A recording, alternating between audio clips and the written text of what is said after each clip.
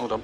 Hello, good afternoon, and welcome to the City Ground Nottingham for alternate live commentary. Something to enjoy with your Sunday roast, whether it's pork, ham, or even beef.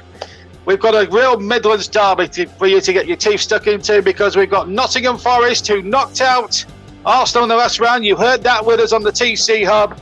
We're here again at the City Ground, and I've brought the top team with me this time round. I've brought Trevor and CW alongside us. Alongside me in the cramped press box here. Remember last time I was here, we saw Arsenal defeated here. Me and Paul James were on the commentary team that day. There's three of us here, and it's great to be in the company of two esteemed commentators. That is for sure. The tension and the atmosphere is building up a treat as the holders go to Forest, and they'll go there with quite a lot of intimidation. That is for sure. It's a Midlands derby, and you can bet your life that both sets of supporters will be right up for it. Leicester fans will be situated in the Bridgeford end away to my right-hand side, and the other three parts of the ground, the other three stands populated by Forest fans. It's going to make for an explosive cocktail with an explosive atmosphere.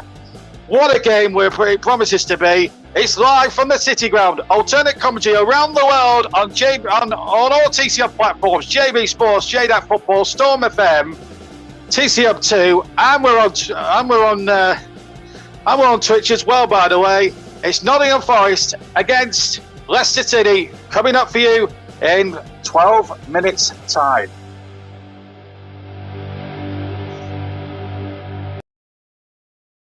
Well, good afternoon to you all, and welcome to what is a raucous City Ground. Terrific atmosphere for this Spurwell Cup tie. JP in the Bill's chair today, and I brought along to the City Ground with me CW and Trevor. We'll hear from CW in the build-up to the game, but let's get the all-important team news, and for that, let's go just across the line and join Trevor. Thank you, JB. Well, the team news here is quite interesting, because the main man for Nottingham Forest, who grab on, is injured and will not play today. As for Leicester City, Jamie Vardy's not fit enough, and there are some changes on both sides. For the home side today, they are starting up with what could see as a very defensive formation. 3 standing at centre-back, 4 across in a deep midfield position, and then an attacking midfielder supporting 2 centre-forwards. Lining up for Nottingham Forest, well, they've got Bryce Samba, the Congo international, in goal for them today. They've got Joe Rule that captains the side, and he's alongside Steve Cook, the former Bournemouth defender today, and the Scottish international Scott McKenna. That'll be the back 3 for Nottingham Forest today. In the midfield, well, they've got David Spence sending it to right back position, in that right forward position. In the lower part of the midfield, they've got Ryan Yates, young Englishman, alongside James Garner on loan from Manchester United, and Max Lowe also playing on the left for them. So it's a very English midfield. In the attacking roles for them, well, Philip Ziganegel, the Danish international, he lines up, and just ahead of him, of course, is Brennan Johnson, the Welshman, and Keenan Davis, also on loan from Aston Villa. The substitutes are set up for them very kindly with Hovarth, Figueroa, Colback, Liera, Surridge, who they signed on a deadline day loan, Robiero Diaz, Costa Silva, Ogier, and Lolly lining up. For Leicester City today, well, it's a very strong-looking attacking side by Leicester City, and sure, Brendan Rodgers will be hoping that this is the opportunity where that they can really go and show what they can do. And East Midlands derby and defending the trophy, well, they made a couple of changes to do so today. Danny Ward, the Welshman, steps in for Kasper Schmeichel, who relinquishes the armband today. The captain for Leicester City today will be Yuri Tielemans. In the right-back position is James Justin, and the centre-half partnership is Daniel Amati and Kalga Soyan Chu. And on the left is young Luke Thomas, the Englishman, playing at left-back. In the anchoring roles for Leicester City today, Wilfred and Ndidi is alongside Yuri Tielemans, who again, as I said, has the armband for this special occasion. In the forward attacking roles, Amendola Lookman, he lines up with James Madison and Harvey Barnes. In the front 3, they are supporting Kelechi Iheanacho for today for Nottingham Forest, that boasts a side with 2 Nigerians, an international from Ghana, Turkey, and Belgium today. There's also Welshmen involved for either side. There has been a lot of talk about this game, about will it be the main opportunity for either of these sides to win silverware this season. It's a real statement to be made for Leicester, who've been inconsistent this season in the league, but hoping to go and put it together for the Cup. For Nottingham Forest and their revival under Steve Cooper very much has the impossible job. That is the team lineups, and hopefully you'll hear a cracking game for us. As I've promised the guys, there's definitely going to be at least 16 goals in this game. 16 goals. Well, we'll hold you to that, Trevor. Thank you very much for the moment anyway. Earlier today, as you heard on the TC Hub, Liverpool beat Cardiff City by 3-1. One of the goals, a spectacular goal scored by Harvey Elliott, who came back today after a 5-month injury layoff. You remember he hurt himself in that game at Leeds, which we covered on the TC Hub. I had the unfortunate pleasure of commentating on him on that injury. Well, it was nice to see him back in good goal scoring form, and that was his first goal, incidentally, for Liverpool today. Jota getting one of the other goals, a great finish from Cardiff as well. But Harvey Elliott, one of the star turns that day. The 5th round draw has also been made. Here's the draw in full.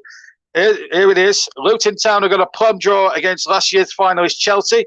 Stoke City go to Crystal Palace. Peterborough pulled out a home tie with Manchester City, and a good one that is. Liverpool's reward is a home draw with Norwich at Anfield. Southampton play West Ham United, who knocked out Kidderminster to Harriers yesterday. Middlesbrough go to Tottenham Hotspur, their reward for knocking out Manchester United on Friday. And the game that we've got, Huddersfield Town are up for the winners of Notts Forest and Leicester City.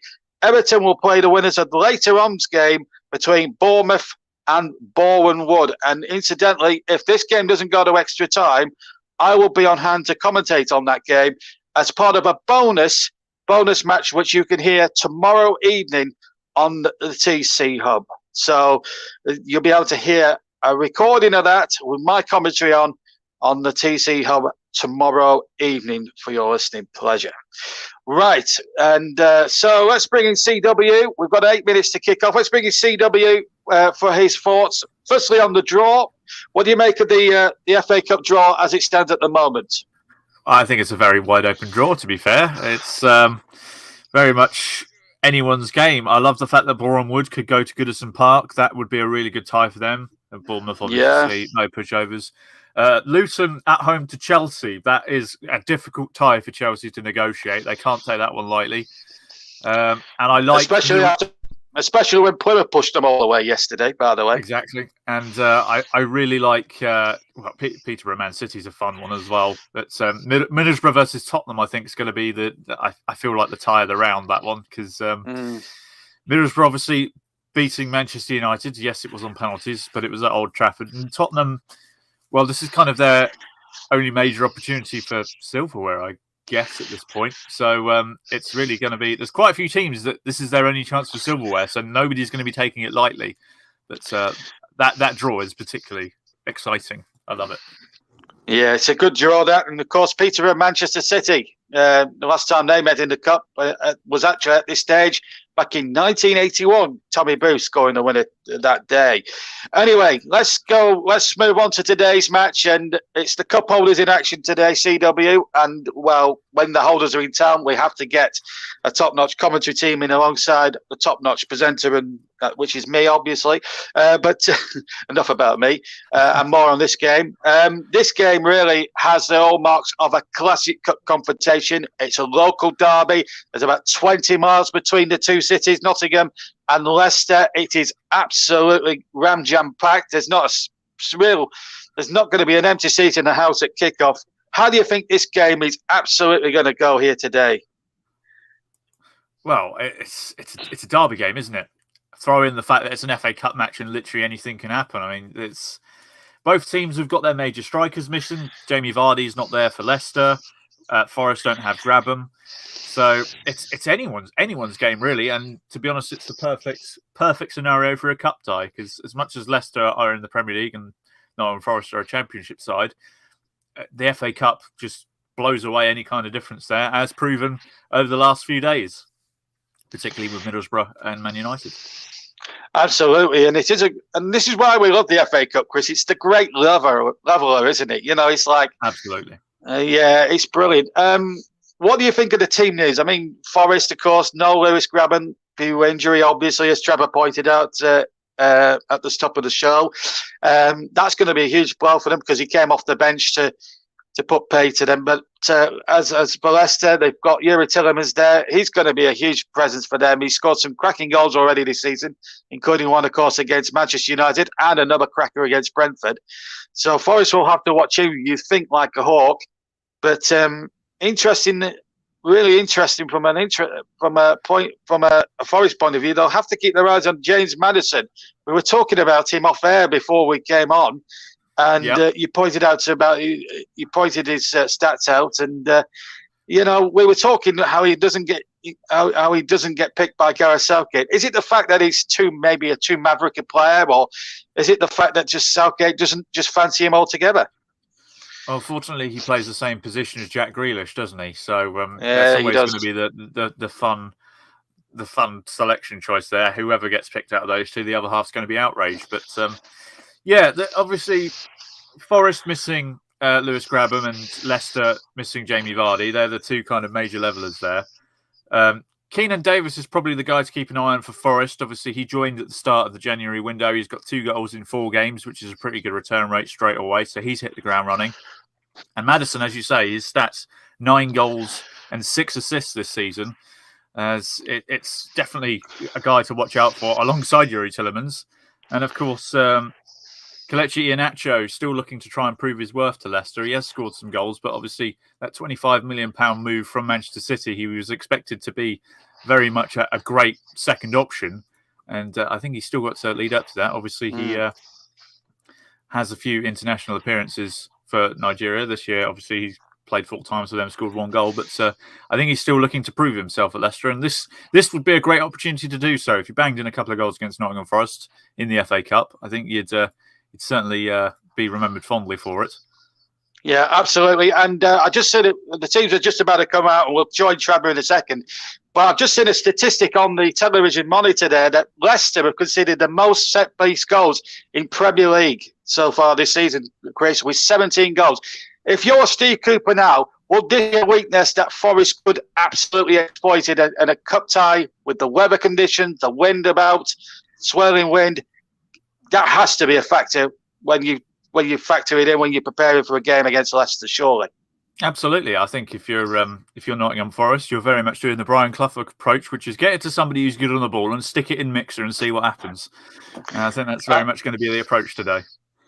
Thank you very much, Chris. You go and get ready get ready for commentary with Trevor in just a second. Just a quick word about our friend and colleague Luke Turton, who's in the crowd here at the City Ground today. And we wish his team the very best of luck. We wish both teams the very best of luck as the teams come out to a raucous reception here at the City Ground. And with that in mind, let's get across to my commentary, to our 2 commentators, CW. But first, Trevor will take you through the team lineups and the game.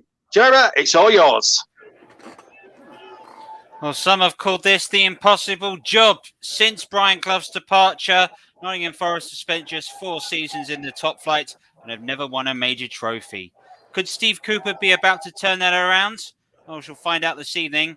It's one of the great local derbies, this, the East Midlands derby between Leicester and Forest. Of course, both these sides have contrasting fortunes during the most dominant period of English football, particularly when Midlands football was key. And that was when Forest were 2 times European Cup winners and Aston Villa were taking the trophy just a couple of years later.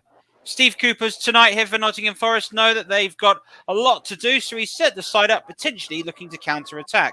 Bryce Samba is starting in goal for them today. They've got a back 3, and that is led by Joe Roll, Steve Cook, and of course sitting with his Scott McKenna, the Scottish international, who featured in the European Championships. A midfield for them is Dejid Spence, James Garner, Ryan Yates, and on the left of them is Max Lowe. And in the attacking roles for them today, Keenan Davis in the centre. To the right of him is Brendan Johnson. And to the left of him is Philip Zikanol. The substitutes, well, there's a lot of them to go. But want to notice Mohamed Surridge, who was signed on a last-minute deadline day loan. And hopefully this is the team which will be remembered fondly by Forest fans. As for Leicester fans, no Kasper Schmeichel today. So in comes the Welshman Danny Ward. The back 4 is set up with James Justin, Daniel Amarty, Kalga Soyuncu and young Luke Thomas making the back 4. Yuri Tielemans has the armband and has been Leicester's perhaps outstanding player this season alongside Wilfred Ndidi. James Maddison is in the attacking role alongside Ademola Lookman and Harvey Barnes, and Kelechi Iheanacho leads the starting lineup. Kasper Schmeichel, Mart Albrighton, Sergio Perez, Richarlison and Ricardo, and among others, make the bench for Leicester City today. For Nottingham Forest, well, they've already knocked out one Premier League side, so surely they know how to do this. As for Leicester City, well, they've never retained the FA Cup, but maybe there could be a chance to change all that. For Nottingham Forest, you have to go back to 1959 for the last time they were defending champions in the FA Cup. And we wait for our match official today, that is Paul Tierney, who will go ahead and get us underway. He does so. And as always, everyone here observing, everybody taking the knee.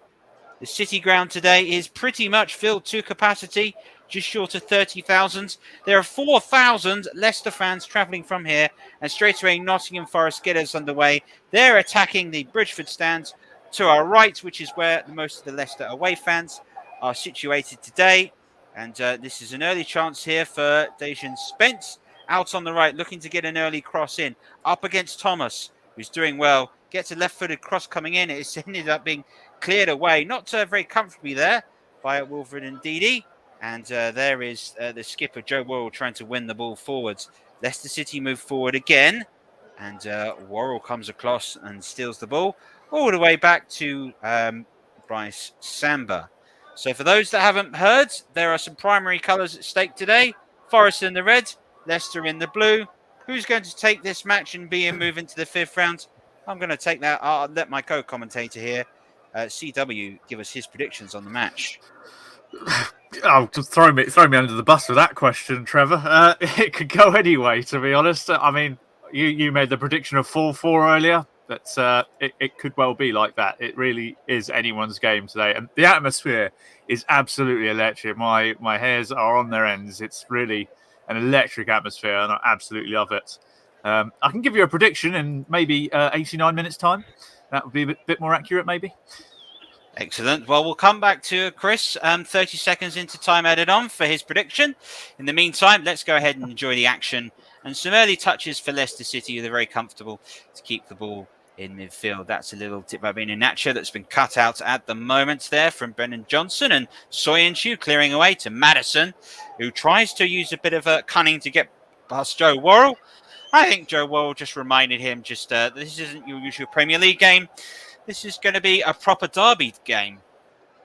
Yeah, the classic let them know you're there move, that one. Let's stick a foot in, make sure James Maddison doesn't get the chances to create anything. As I said, he's behind Jamie Vardy in terms of goal contributions this season. In fact, he's made more. I mean, Jamie Vardy's only got a couple of assists to his name, and I think 11 goals. So Maddison is the goal creating and scoring machine for Leicester. So you stop him, you stop Leicester, you'd think.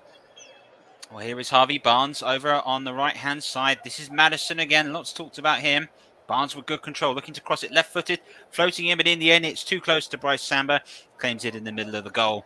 The goalkeeper today, wearing an all-white goalkeeper kit, similar to that worn by Arsenal, except we can make out the numbers on the back of his shirt. Don't envy any commentator having to do that game.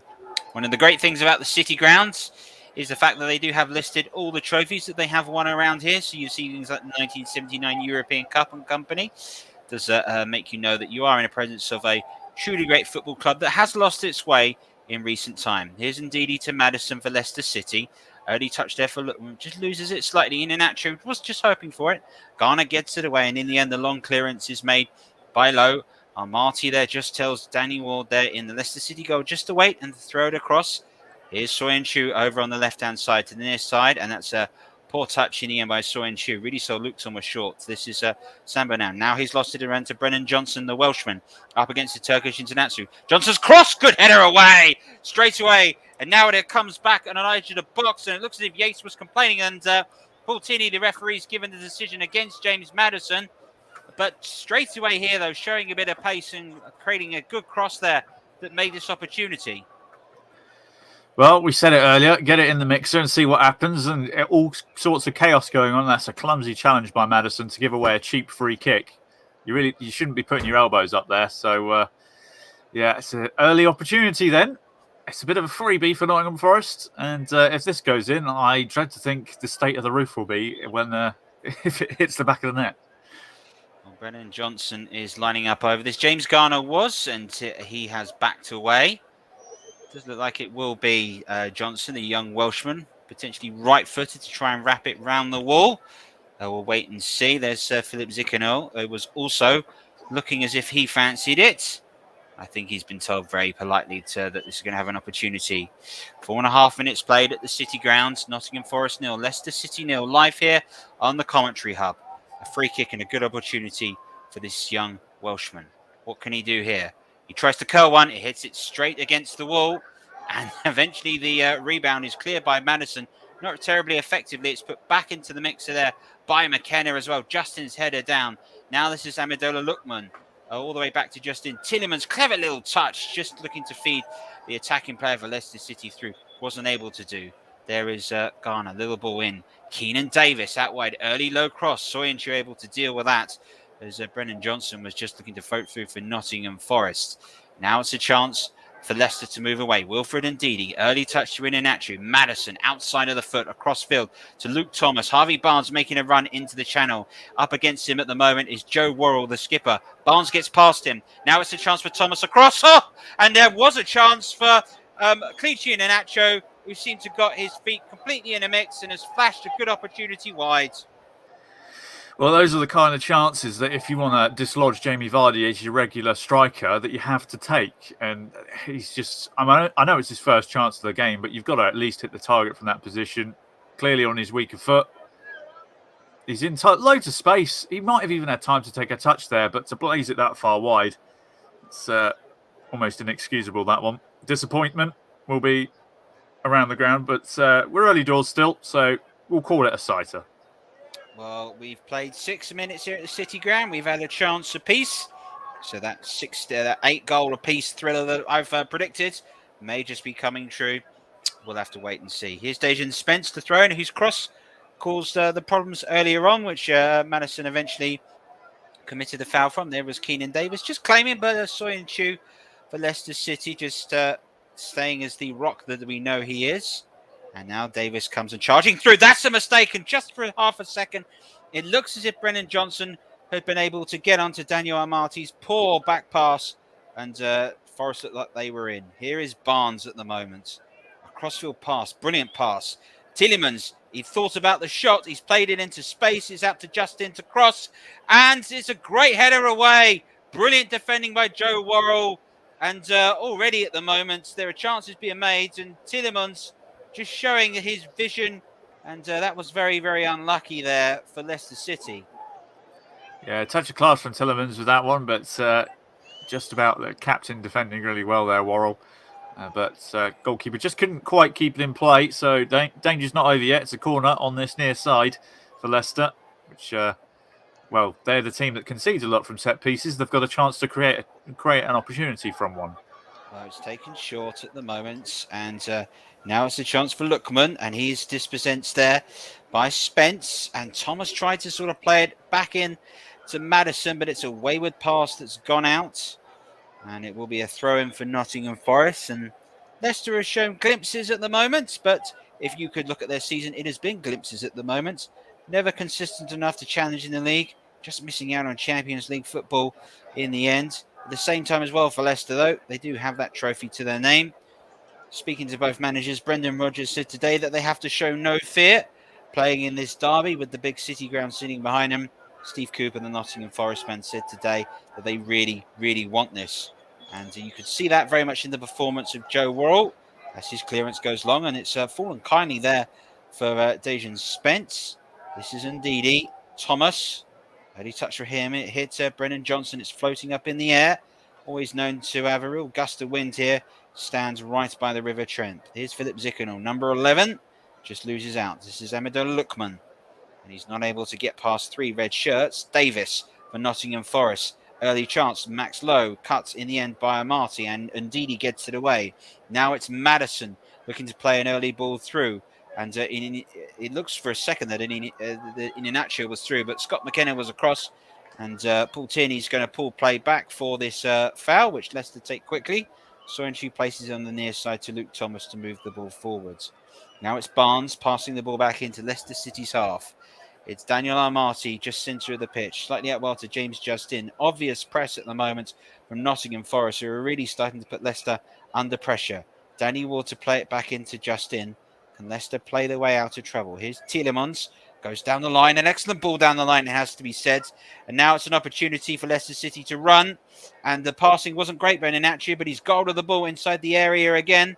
He squares it back off to Ndidi. Now it's Harvey Barnes. He wants to get it under his right foot. He's brought it back for Thomas on the left. Back for Barnes, who's missed control. Let him down, really, at that opportunity. But Leicester showing glimpses and promise that they might just be able to find the key to unlock this Forest defence. Yeah, well, Forest, as we've shown at the start, lined up in that attacking 3-4-3 formation. So Leicester will look to exploit the wings as much as possible, which they have sort of been doing early doors. And the high pressure from Forest can easily be unlocked if they can play it around them. So it's very much the tactic that Leicester seem to be going for, which is encourage the press and try and get over it. But after 10 minutes, it's still fairly even, but Leicester have certainly warmed up a bit in the last couple of minutes. Oh, good control by Lookman. Tries to get the crossing corner. And the corner is conceded by Scott McKenna, the Scottish international, who played against the Czech Republic at Hampden Park, European Championships. There'll always be the conflict that Scotland and Wales have both got 2 semi-final playoffs. If they can win both of those, then Scotland or Wales will play each other for a place in the finals to get to the World Cup in Qatar later on this year. Seems a long way away off now because we're still in the 4th round of the FA Cup. Free kick is taken short. It's Lookman! Oh! It took a deflection. The corner's been given.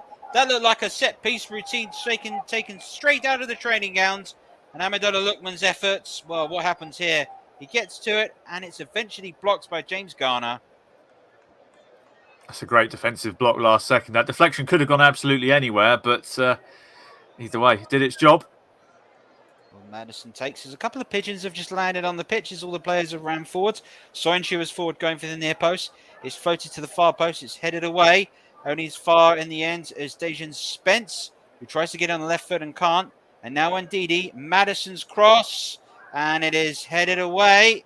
Just about. This is Amendola Lookman now. Number 37 on his opposite flank to where he started. On his right foot. Looking to cross the ball into the area. It's another almost panic-like clearance from Forest, but it has been got away. And Luke Thomas, not for the first time, has miscontrolled and the effort's gone away. And those of you that maybe you are remembering the previous game between Forest and Leicester did see an early substitution after a poor performance that evening. And so far, it is going to be interesting to see whether Thomas can find his feet, because he's looked a little bit nervous today, the young man. Maybe the occasion is very much getting to him. McKenna's long header. And there is Lookman, who tried to go early, but was pulled up in the end for the foul. And poor Tierney able to see the funny side of that effort. So the referee just having a laugh there. I thought it was like, you missed anyway. So, shouldn't be complaining too much. Bryce Samba's long click. We're just coming up to 30 minutes. Nottingham Forest 0, Leicester City 0. We're live here on the TC Hub. And thank you very much for joining us, and hope you'll keep with us as we keep you our alternative exclusive FA Cup coverage. This is Dejan Spence moving forward again. Past Lookman. That's a teasing ball into the area. It hit Armati that was cleared. And eventually it'll just be a throw-in. And Thomas has redeemed himself. But at the moment, Dejan Spence is causing the left back for Leicester City a lot of problems. He stands over at the moment to take the throw. And Forest getting ready to go. They're attacking the Bridgeford stand to my right. For those of you watching on telly, the stand you see right in front of you is the Brian Clough stand. We're in the Peter Taylor stand here in the gantry today. And Leicester at the moment are attacking the Trent end. There is Lowe. Touch maintained by Zikanor. Here's Garner. Good spell of possession at the moment. This is by Forest. Worrell. Early ball into Johnson. Spence loses it. Thomas. Good challenge by him. He'll do his confidence the world of good at the moment. Now it's out wide at the moment to Harvey Barnes. He's up against Worrell. He's past Worrell. It's still Barnes. Oh, sliding at the far post was Amadona Lookman, who just couldn't get there. But that was excellent football by Leicester City. It was indeed that ever so close opportunity. Echoes of Gascoigne in '96. Very close. If its stats were longer, that would be 1-0. It's great work by Harvey Barnes as well. Turned Royal inside out. The delivery was inch perfect. It's just a shame that I think it was Iheanacho in the end that couldn't quite get on the end of it. It's very close. Yeah, Amadona Lookman just not far from there. One master question though, had Jamie Vardy been on the pitch, would he have seen that? Because sometimes the art of being a centre forward is anticipation as it is being able to finish. And it's that instinct which top centre forwards have. So Brendan Rodgers, some have said he could be lined up to be the Manchester United manager coming up in time. The man that won the domestic treble twice in a row with Celtic and led Leicester to their very first ever FA Cup. An outstanding resume. And let's not forget, he was a slip away from winning the league with Liverpool all those years ago. Soyuncu was forward again as Leicester continued to put the pressure on. Thomas and Maddison over this free kick. No, that's not a law firm, I said. That's Luke Thomas or James Maddison.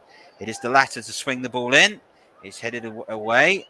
And McKenna dives in. And now Leicester City continue to put the pressure in once again. Justin left-footed all the way across to Maddison. Over on the far-hand side. Now into the channel is Iheanacho. Back again to Tielemans. Iheanacho. Tielemans again. A lot of space for him to provide across. 3 in the area. A foul called. And it looks as if the foul there, the guilty partner, is Philip Ziganol, who came in and just clipped Yuri Tielemans. That's a Denmark man just clattering into a Belgian man. It's all got a little bit of Viking spirit between those two. I thought that was a fair shoulder charge, that one. They're both sort of running into it. They've both charged shoulder first into one another. I think Tielemans... I mean, it's a 50-50 call, that one, to be fair. So take your pick for that one. So free kick, and it'll be James Maddison to take. Looking to swing when Soyuncu is forward. Ndidi, Barnes, Amado and Lookman just hanging over the edge of the area. Daniel Amati is also forwards.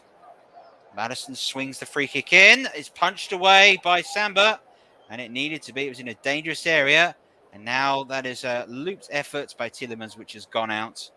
But James Maddison certainly showing that his ability to deliver a ball from a set piece could be causing Forest trouble today.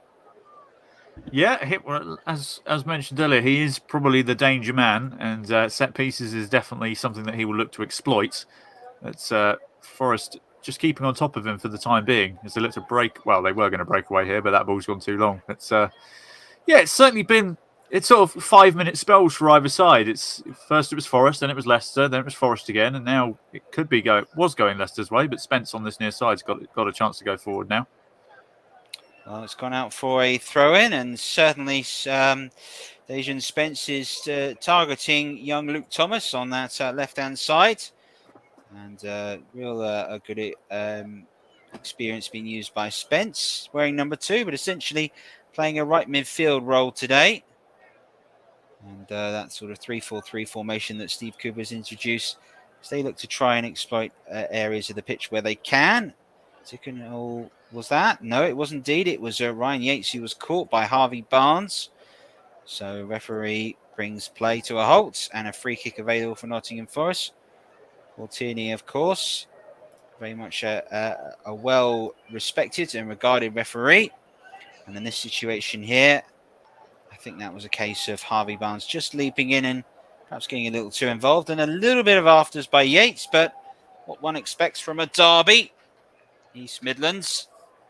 And we're 18 minutes into the match. Nottingham Forest 0, Leicester City 0. James Garner, formerly of Manchester United, standing over this and looking to cross the ball into the area. Spencer's left it. In it goes. It's looping towards the far post. Header is down. Just headed away, and it could be a chance, but it's been got away. And it's laying the area towards Davis. On the left foot! Oh, he hits the bar! Would you believe it? Keenan Davis, formerly of Aston Villa's left-footed effort, strikes the bar. Forest exploiting Leicester's ability to deal with set pieces, and they very nearly broke the deadlock. Oh, it was a great effort. He's been in hot form since joining on loan from Villa, and he was ever so close here. The technique was inch perfect, chest control, brilliant, left-footed strike before it's even hit the floor. He's so unlucky. If that goes in the back of the net, you've got a goal of the tournament contender right there. So unlucky, but that's been the best chance of the game so far. Keenan Davis there, showing from that replay, his eyes completely focused on nothing but the ball. Great something that youngsters can learn from. Here's Maddison breaking away from Leicester City, looking to make sure that that miss is punished. And that's what top quality sides do. Barnes on the right foot, low ball, linked inside. That's a beautiful looking turn. They're appealing for a penalty, not given. The appeal there was for the challenge in the end, but it wasn't given. And no penalty, and probably the right decision. It's a clever ball into the box. And referee just waiting. And I think some of the players just halting, wondering if VAR was going to be called into a factor. But are we? But of course, we're at a championship side, aren't we? Yep, no VAR here today, which I think is wonderful news. Well, I have to say completely impartial on that. But as my mum taught me, if you've got nothing good to say, don't see anything at all. Indeed. Here's Iheanacho moving forward. I can talk about the football, though. That's what I'm paid to do. Zikanol passing the ball that wide as well. Here's Johnson. Heavy first touch by him, but Barnes isn't able to deal with that. Here is Max Lowe with the armband today. Passes it back to his goalkeeper, Bryce Samba. There's the clearance out wide. That's his McKenna. Left-footed efforts just gone out, and Leicester City will now have a throw-in. And certainly don't look comfortable on the ball when they've got it to feet here, the defenders today. Oh, it's an early pulled into Ndidi. There goes Lowe across, heading the ball away. And Iheanacho, good control by him. Maddison, now back to James Justin. Yuri Tielemans under pressure. Here's Thomas. Leicester passing the ball backwards towards the centre circle. Soyuncu. Now it's into their own half. Daniel Amati brings it forward into the final third of the pitch. Continues to go Amati, looking to play in Iheanacho, who's controlled, just let him down. This is Keenan Davis moving away for Nottingham Forest, who has just hit the woodwork today. He's got past Ndidi. Good skill by him. James Justin comes in. Good strength shown by both players. There's James Garner. And the throw-in has been awarded to Nottingham Forest before Garner could look to play it in. But Keenan Davis has shown himself to be a bit of a handful thus far for the Leicester City defenders. He has. He's shown great strength there to retain possession. It's gone out for a throw, obviously, but in Nottingham Forest's favour. But he has been a shining light for Nottingham Forest since joining on loan, and he definitely is the man to watch on Nottingham Forest side, because as shown with that crossbar effort earlier, he really is on it from start to finish. And those pigeons are going to be on it if they're not careful. I wonder what the odds are of them being hit by the ball. Probably 4-1. Here is Spence. Johnson looking to cross the ball. Looking to get it towards Davis. Headers back down. And there is the opening goal. It has arrived through Philip Zikanoglu. He's able to finish. Good work by Davis, heading the ball back down. And Nottingham Forest lead in the 23rd minute of the first half. The breakthrough has come, and we really do have a game on now. The City ground is absolutely raucous. Lovely, well-worked goal. Zikanoglu was there to finish. And so far for Steve Cooper, this is 100% going to plan. Well, it's brilliant build-up play. The header down is fantastic, but that's a bit of Premier League class as well. The man on loan from Watford, fantastic finish. And the City ground, well, it's been raucous from the start, but after that goal, you're going to have to nail the roof down again. There was Johnson. Keenan's header down. Zikanoglu just showing the killer instinct to be in the key place when required. The man that got the key goal in the previous round. There he goes again, finishing. Just look at this. The strength here. Two low knees combining well. Look at that. Lovely moments. The cushioned header was perfect. The header down was perfect. It's just got score me all over. It's excellent finish. And we do have an early goal, which on these kind of occasions is always great, because it may well open the floodgates. 4-4 still on. Well, we can wish and see. And then we've got another goal! Would you believe that? Out of nowhere, a second goal arrived. It's the young Welshman, Brendan Johnson. Forest have scored again pretty much straight from the kickoff. This is incredible. Forest lead 2-0. And suddenly Leicester I'd love to see what happened there because we were watching a replay. We turned to our cameras. We turned back to the pitch. Johnson's through and he scored. What on earth happened here? Well, let's have a look. Here's Zickenal, 30 touch into Davis. Lays it all the way back. Lowe has the pace here to get it in between Justin and Armati. And it's a poor pass by Daniel Armati. Johnson seals on it and rolls the ball in. Incredible! Oh, Marty with the hospital back pass that sent him into the critical care ward with that one. Terrible back pass. Johnson, nutmegs the goalkeeper for good measure. That is an absolute blunder from the Leicester defence. And, now they're really up against it. 2 quick-fire goals for Forest. The roof is off. There's no disputing that now. Incredible. Well, having that goal runs him very much. We've just seen another effort flash wide due to the replay, but having that goal in very much remind me of Mark Hughes' 3rd goal in the 94 FA Cup final, which was missed on TV. We saw just as the ball was kicked into the back of the net. Still watching Eric Cantona's penalty being played on the replay. Here today, the 2nd goal's gone in. It's Brennan Johnson, and a magical minute for Forest means they have a 2-0 advantage. And they really do have a base to build upon. For Leicester City, a reminder of what they need to do if they were to go and get through to the 5th round. 2 goals for them between now and the 90 minutes would take the match through to extra time. We would play 30 minutes of extra time. Then after that, if we cannot get a result, we would go and settle this match on a penalty competition. For Nottingham Forest here, though, today, what do they need to do? Probably keep things as they are. Forest themselves will be absolutely cock-a-hoot with that. Those 2 goals in 2 minutes completely turned the match around. Philip Zickenal with a goal and Brennan Johnson, a man from Denmark and a man from Wales, helping the side from England beat their local rivals. Is Iheanacho having to pass the ball back, and a poor pass. Davis, who's looked a real handful when he's got the ball and able to control and that physical presence, and he looks really pumped up for this. Armati, who may want to forget the last couple of minutes have happened. James Justin trying to move forward. Looks like he was just tripped by Zickenal, who I suspect there was slightly more an edge of a professional element to that foul. Still, though, we stand with the game at 2-0. And looked like that was just a clever foul, you could call it, Chris. Well, he's lucky to get away without a booking on that one because Leicester were away. The referees turned a blind eye to that one. Maybe it's just the first one they'll let go, but tactical foul, definitely that one. Referee Paul Tierney, he's not usually one to have the wall pulled over him, but looked like he was slightly there. We shall wait and see. Is he going to allow the game to go on?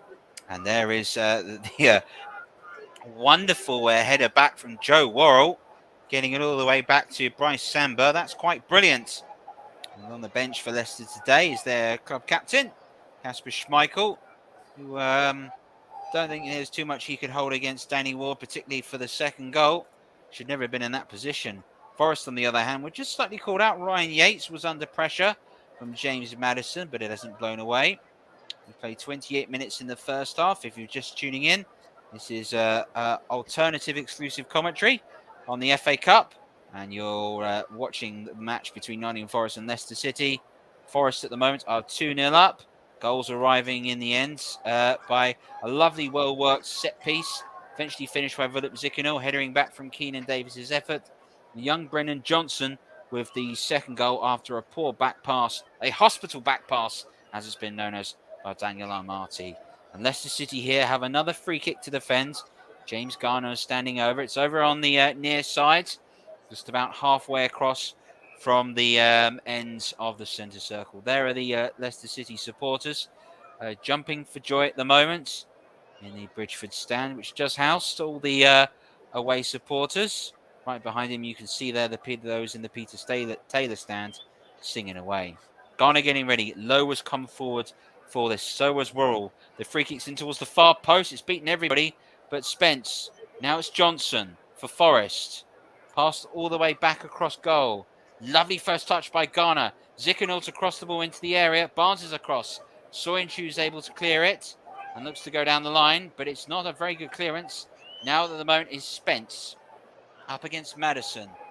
Just cut out by Wilfred and Didi, but not successfully.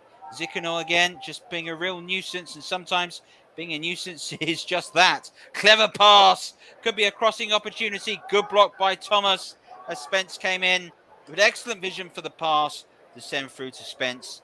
That And was some Forest at the moment are fantastic. playing some great football. It was some fantastic one-touch football that from Forest. Unbelievable. Not Leicester couldn't get a toe in. It was ridiculous. It's wonder if Nottingham Forest are just thinking about the last time these two met in the FA Cup 10 years ago. Leicester won 4-0 that day with Beckford grabbing a hat-trick along with George Boateng own goal. At 2-0, they're probably thinking maybe we can get our own back for that one. Yeah, the FA Cup third round replay indeed. Last two times that these guys have actually only met once before in the FA Cup before that. And for that, you've got to go back to 1901, which Nottingham Forest won 5-1. So the odds are we are going to get goals today if we've got past the first nil-niller. Now, Forest getting set for them at the moment. There is Steve Cook standing ready. James Garner is ready. The referee here is just overseeing. There's a second ball that's been thrown on. It's now been got rid of. Standing set and ready to take the corner here for Nottingham Forest. With James Garner, number 37, crosses it into the middle of the goal, and it was just a big opportunity in the end for Ryan Yates that dived forward and just couldn't quite get there. It's kept in play at the moment.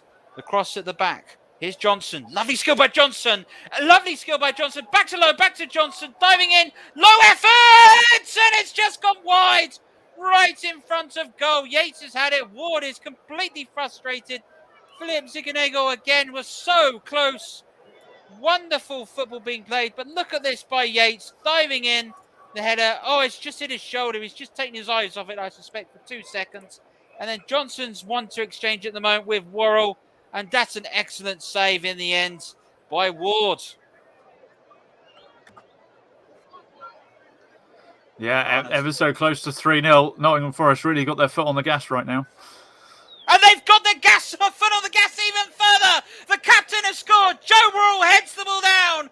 Nottingham Forest 3, Leicester City 0. They're in dreamland at the City Ground. 32nd minute of the first half plays. It's 3-0 Nottingham Forest. And even the captain's getting involved. And it's another set piece that Leicester have conceded from.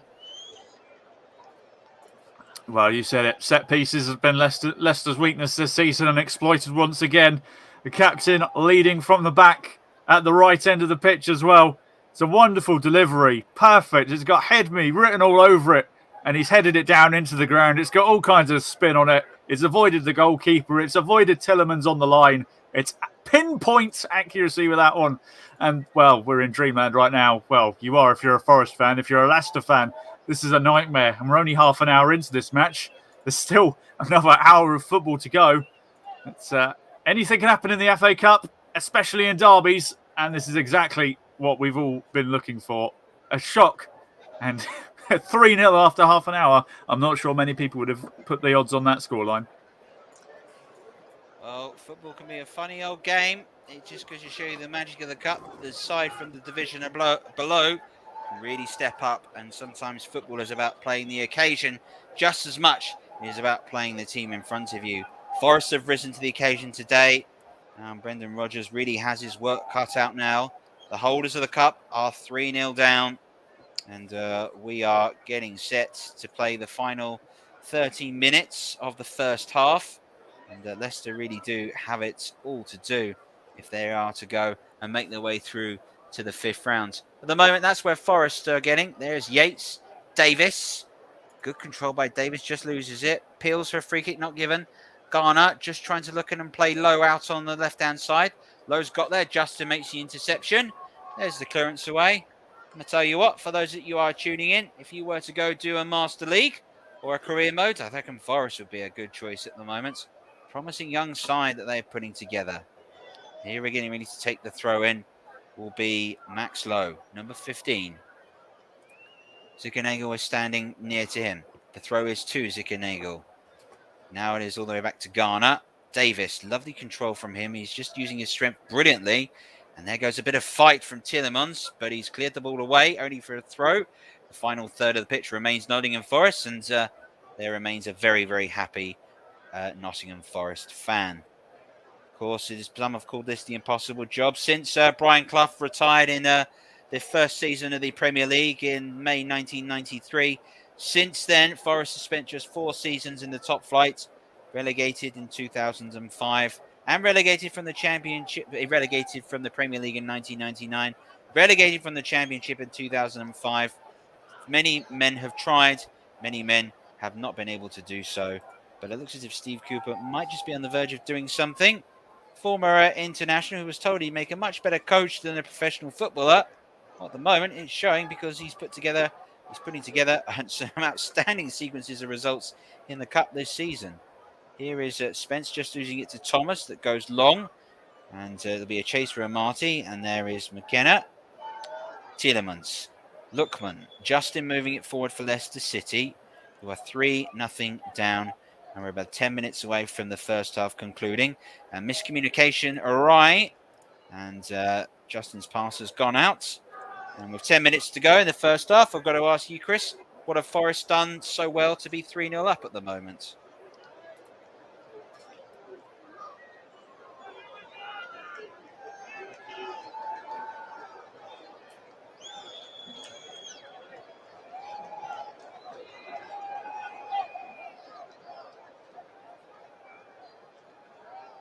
Well, we seem to have lost my co-commentator. Who just told me that he's just managed to drop his microphone in his tea. So if you do want to just sort of remind him that you shouldn't put your microphone in your tea, please do so. I'll continue with the one microphone that's not giving out electric shocks at the moment. Ndidi back towards Nottingham Forest 3, Leicester City 0. Live commentary here on the TC Hub, exclusive alternate commentary, giving you a glimpse into the future, what sports commentary will be like here on the TC Hub. And what an afternoon of football we have been presented with today. Liverpool through, and again, the side that wins this today, they'll be home again, and they will be at home to a travelling Huddersfield that are also through. So real incentive, particularly for Forest, if they can hold out. Another game at the City grounds, and they could be looking potentially at the quarter-finals. It looks like just as slightly Joe Worrell's caught. P. Tierney sought it. Joe Worrell's header really does compound a brilliant sort of couple of moments in this contest at the moment. And this has been one of the most outstanding results that we have seen for a long, long time in terms of what we're going to get footballing-wise.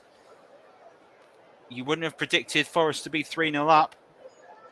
What I will say, though, is my prediction for the 4-4 draw is still underway. There's Davis, good control, using his strength brilliantly, trying to find the effort on the left foot to clear it away. Amati's got it away, and it will be a corner. And Leicester here really have to hope that this there don't pick themselves into any more trouble, because at the moment they're really struggling at the moment. Well, we should just wait for this set piece to conclude, and when we do, I shall bring in my colleague with me today, who's promised me he's managed to get his microphone out of his tea and working again for his views. But we'll just wait for this corner to just see what happens. What a game, what a time to come to your first game, if it is your first game. Garner to take the corner, floats it in towards the far post. Forest player goes down, it's Soy Chu. Foul has been called. It looks as if there that Steve Cook just caught him. Now I can ask you again, Chris, what do you think Forest have done so well today to be 3-0 ahead? Well, they've just been the sharper side. They've reacted quickest to things. They've played the press really well. They just haven't let Leicester get the ball down and play with it. So they've just kind of smothered Leicester into submission here, and obviously capitalised on the mistake for the second goal. And set piece, obviously, they exploited the set piece weakness. And obviously getting the opening goal always has a way of swinging the momentum. So, yeah, Nottingham Forest have been top class today, and Leicester haven't really been at the races so far, let's be honest. So, a lot of work to do at half-time for Brendan Rodgers, I think. Well, 4 shots on target for Forest. You've just seen there in the top left of your screen. Scored from 3 of them, so very good conversion ratio for Brendan Rodgers. Well, his side have yet to test Bryce Samba, the man from Congo. Wonder if they can do so just before half-time. I'm sure Leicester be thinking, get one back here, and just changes the context of the match in the second half. Bryce Samba picks the ball up, the goalkeeper for Forest, right in front of the Trent end. Forest fans are in good voice today, and justifiably so. Those tuning in, where you've seen an outstanding couple of minutes of play in which Forest went from being level to 2 goals ahead. Goal scored by Vidit Zikanul, and then there was a hospital pass by Marty that was captured on and headed in by Brennan Johnson. And then the captains got involved. Joe Worrell, his brilliant header from a corner. Couldn't be more better place. And now come Forest again. Zikanul moving forwards. Keenan Davis, good touch onto the right foot. Spence, good save by Ward. Spencer's effort, right-footed. If he'd gone with the laces, had he been able to test Danny Ward even further. That's the 5th shot on target for Forest in this match. Zikanul looking for Davis. Indeed, he's got to get there. Luke Thomas is under pressure. Yates is putting him under pressure. Now it's an opportunity for Leicester to break. Madison playing the ball forward into space. Sambo's come out a long way. Here's the chance for Iheanacho! It's another goal! Leicester City have one back. That's just, you think, what they need for the moment. What on earth was Bryce Samba doing? He's got it all wrong. And suddenly it's looking very comfortable. Now it's looking a little bit shaky. Leicester City have their foot in the door and are back in this contest. And it's a goal pretty much from nothing after a lot of Forest pressure scored by Clichy and Nacho. Well, this is just what they needed just before half-time, a goal to give them a bit of momentum. It's something to build on, but the goalkeeper has got this all wrong. So, well, once he was out that far, he was committed, and unfortunately, he missed it, which left Iheanacho the easiest goal he'll ever score. Pigeon nearly got in the way as well. So all sorts of TV gaffes, that one. That's not one for Samba to look back on. It's a real goalkeeping gaff, that one. Yeah, almost caught the pigeon. In the end, though, he's caught Nottingham Forest cold. After they're pushing forward, Iheanacho strikes. We've had 4 goals in the first 40 minutes of this contest. You know that our scoreline prediction is still very much on at the moment. A reminder here today, we have to play this match to a finish. So at the end of this, if our teams are level, and we're a long way off that right at the moment, we will move to extra time. And then if there is no deciding winner in that, there will be a penalty competition. Replays have been scrapped for the 3rd and 4th round this season. Of course, they've been scrapped permanently from the 5th round onwards. Here's Barnes for Leicester City. Madison. Little spring in Leicester's step at the moment. Thomas trying to play Barnes into space. There goes there goes Worrell at the moment, and Spence coming in. And referee Paul Tierney called for the foul on Barnes.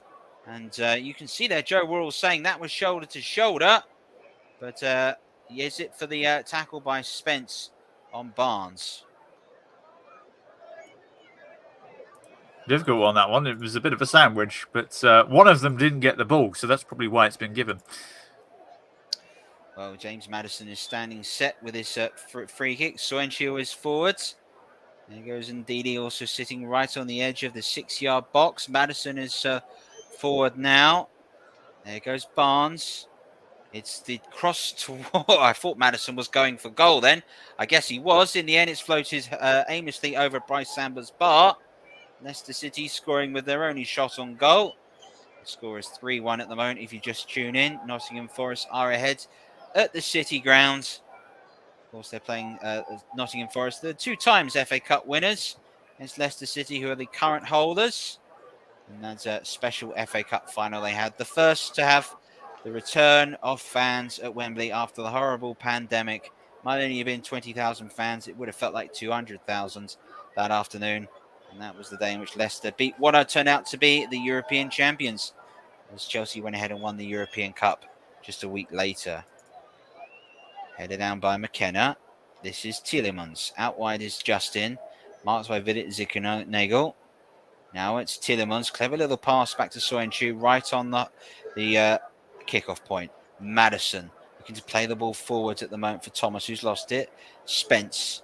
Now it's been clicked forward by Yates. Giving the chase at the moment is Johnson on Soenchio for Leicester City. He plays it back into the area. Now Danny Ward for Leicester City. Plays it coolly and calmly down to his left-hand side towards Soenchio. Now on to Reiter on the byline is Madison. Starts to move in still. Right-footed. Rolls the ball across. Daniel Amati. He'll be hoping that horrible mistake by him doesn't cost his side a chance to continue in the FA Cup. Here's Wilfred Ndidi. Clever pass to Madison, who looks for the opportunity. Can't see an option on, and that's good work at the moment by Nottingham Forest. Ryan Yates and Brennan Johnson putting on a good press. And Didi Lookman there. Now over the cross to Tielemans. Iheanacho. Thomas wants it and has got it out wide. Now this is Madison looking to flick the ball through, and just for a second looked as if there was a chance. It was a clever idea though from James Madison, who's just starting to find his range at the moment. He is. He's going to be the man that gets Leicester back into this game. But it's going to be an interesting team talk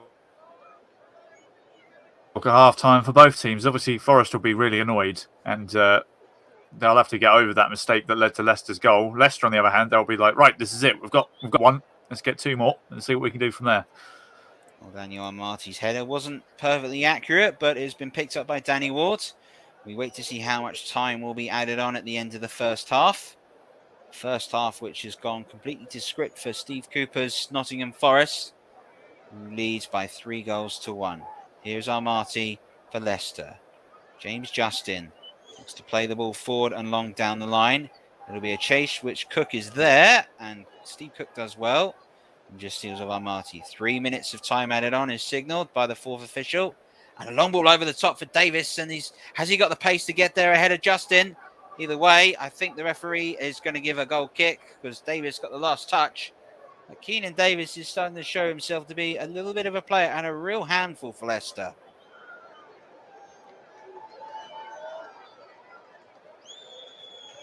Well, you can see running back there that's...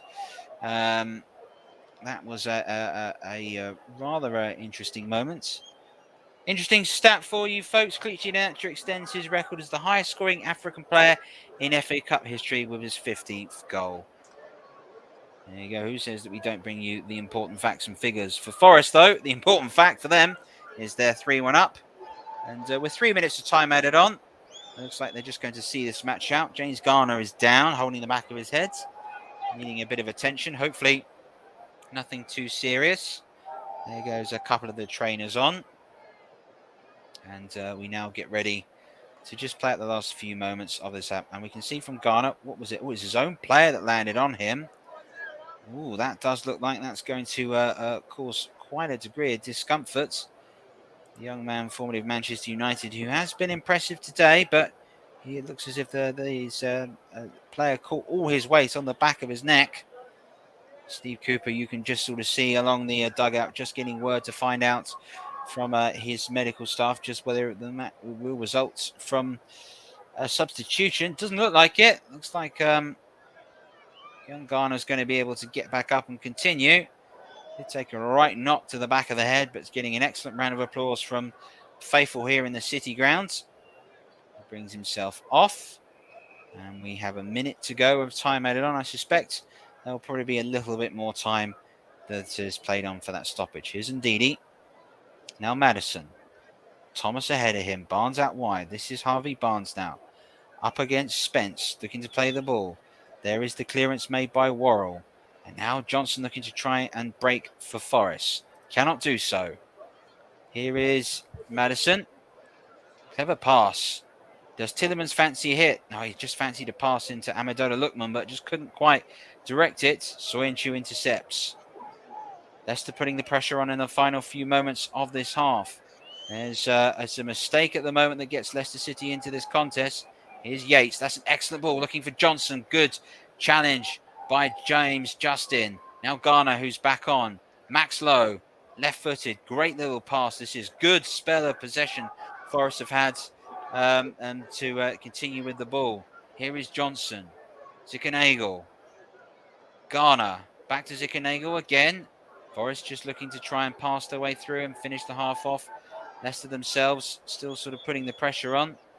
And there goes Samba's pass into Joe Worrell, who's got the armband today. And Samba's clearance is floating high and around, and Soyuncu has his eyes on the ball all day long. Yates' pass is miscontrolled. There goes McKenna. And now it's Ndidi for Leicester City. Madison. Lookman. Good challenge in the end by Lowe. Great little pass out wide. Now it's Keenan Davis. The flag has gone up. He's offside. Flag went up really quickly, and that's the advantage of no VAR. And that ends the first half of what has been a quite outstanding first half of football that we have seen here today.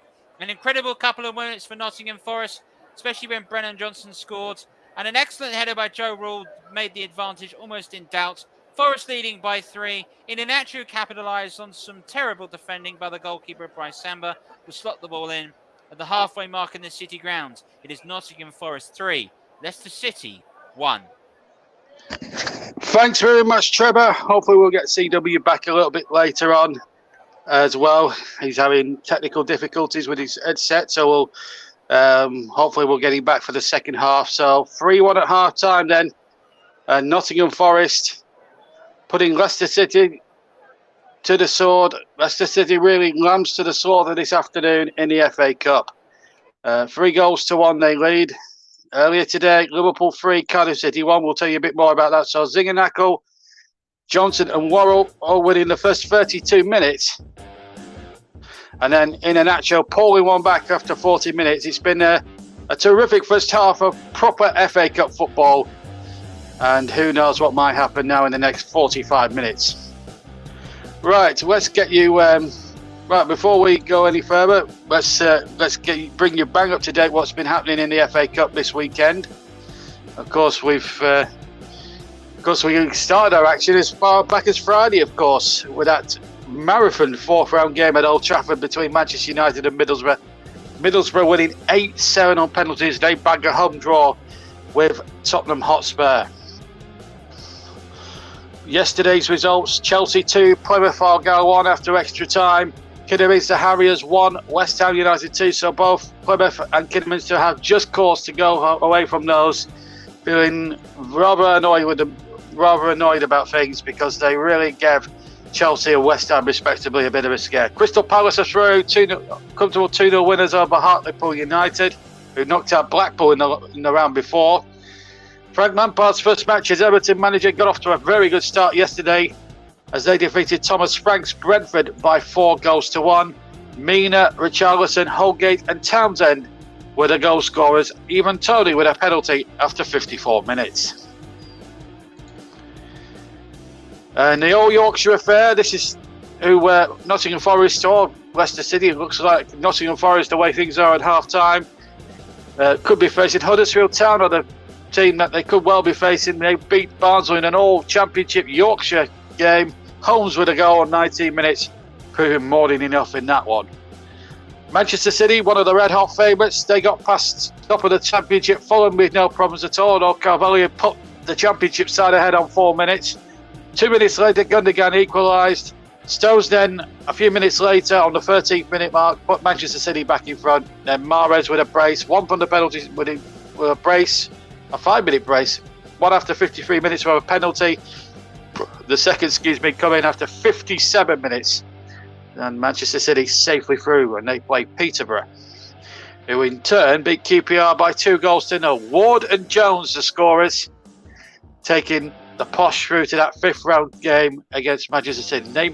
And of course, they've got history in the FA Cup. They once met in 1981 at the same stage, the fifth round. At the sixth stage in 1981, Tommy Bruce scoring the winner that day. Coventry again, another team that will bow out the cup with their heads out high, although they'll be feeling a little bit annoyed that they didn't get the opportunity of going to penalties. Southampton beating them 2-1, although Gorka Gears had put Coventry ahead after 22 minutes. Armstrong equalising with a superb goal into the top left-hand corner. Terrific goal from just to the right of the day as he struck it, and it looped past the goalkeeper. Cat made it 1-1. Then Kyle Walker-Peters with a deflected shot into the right corner, winning it in the 112th minute, winning it 8 minutes from the end of extra time. Coventry did have chances, and they had a late goal disallowed for offside, and they felt, and Mark Robbins' side went away feeling justifiably aggrieved.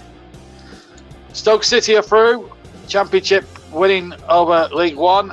Wigan had a man sent off a quarter of an hour from the end. Ed was the man getting 2 yellows. But before then, Stoke had already done the damage with a goal on 14 by Marger and a Brown on 62. Both set up, in fact, by Kevin Campbell's son, Tyrese Campbell. So Stoke City safely through. Bit of a shock at Molineux yesterday. Kenny McLean's looping shot, the difference as Norwich City go past Wolves of the semi-finalists of 3 years ago. They bow out at the fourth round stage. No trophy for Wolves this year in Bruno Lage's first season, although they've been very highly impressive in the Premier League. And it's Dean Smith's Norwich, who are out of the bottom three in the Premier League, who won by a goal to nil, incidentally, yesterday. Cambridge United, well, they were well beaten in the end by Luton Town, who bagged a fifth round draw with Chelsea at Kenilworth Road. They were just too good for their opponents at the Abbey Stadium, in all honesty. Burker put Luton ahead after 14, Mendes Gomez after 23, and Muskerry 2 minutes from the end, making sure that the Hatters hatted if you pardon the pun, hatted a nice little draw against Chelsea. We're going back to CW in a second as well to get his assessment of the first half as well. Let's just finish off with the scores from today. Tottenham Hotspur 3, Brighton 1. A brace for Harry Kane after 13 and 66 minutes. Solly March with an own goal on 24 minutes. And then Bissouma pulling one back on 63. So Spurs are through. They play Middlesbrough, of course, in the next round of the Cup. And then earlier today, Cardiff City gave it a good goal, but Jota, Minamino and Harvey Elliott with the pick of the goals, sending Liverpool through 3-1, as you heard, with Ross Verdon on the TC Hub at Anfield. Colwell, though, scored a terrific goal for Cardiff 10 minutes from the end, but it was never going to be enough. And at the moment, and as you're hearing at half-time, and we'll get the thoughts on CW in a second, Nottingham Forest 3, Leicester 1. And tonight, 6:30 kick-off, it's Bournemouth taking on Bournemouth Wood at the Vitality Stadium. So there you are, you're right up to date. And also I'll recap the fourth round draw for you in just a second as well, before we bring CW in.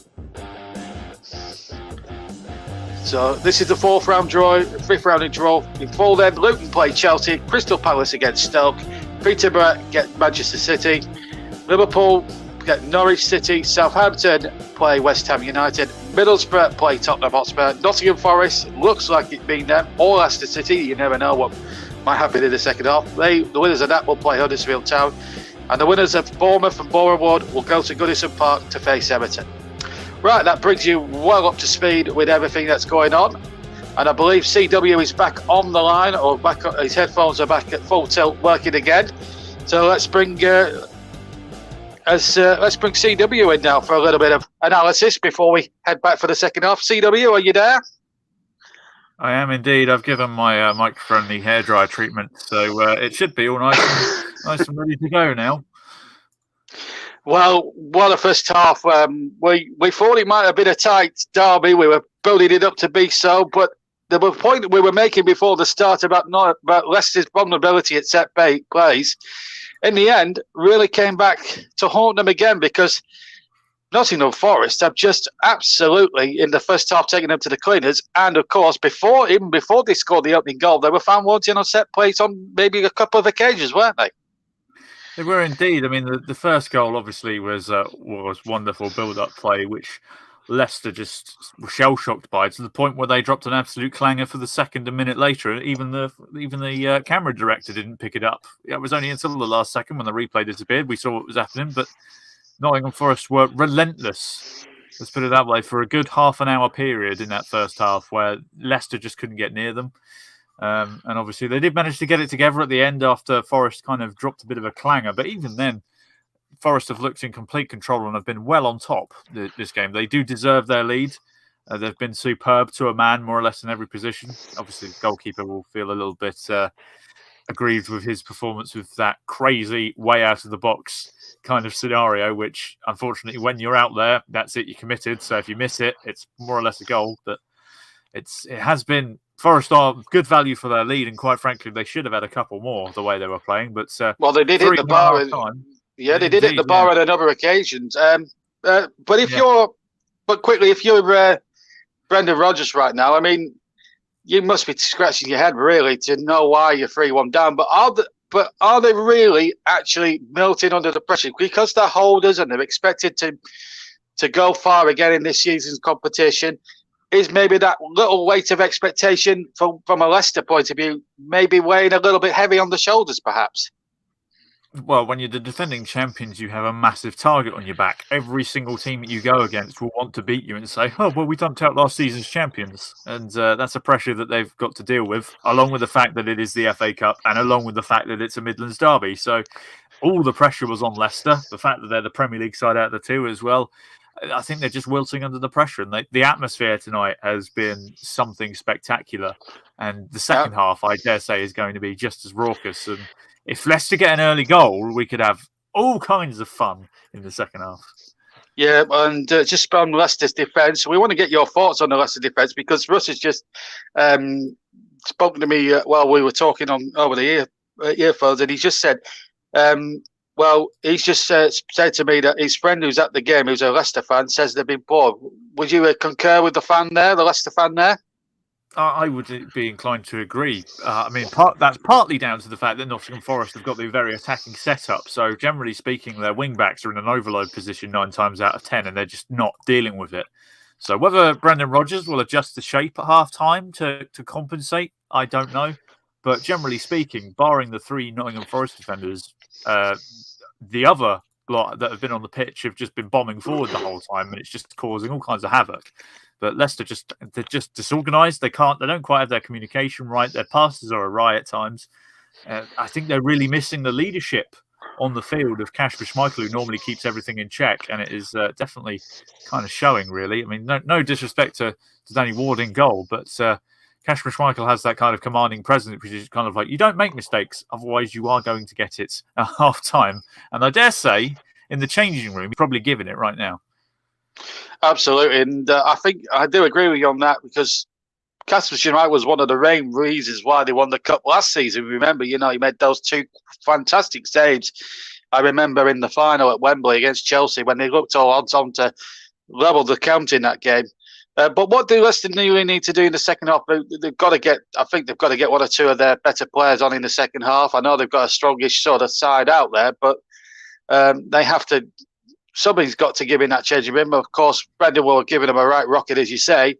But what do Leicester need to do? I mean, if they can get a couple of goals, force extra time, is it beyond the realms of possibility? Could that happen? Or will Forest just get that? I mean, it's Forest to lose now, isn't it, really, in a way? But Leicester really need to up the pace in the next 45 minutes, haven't they?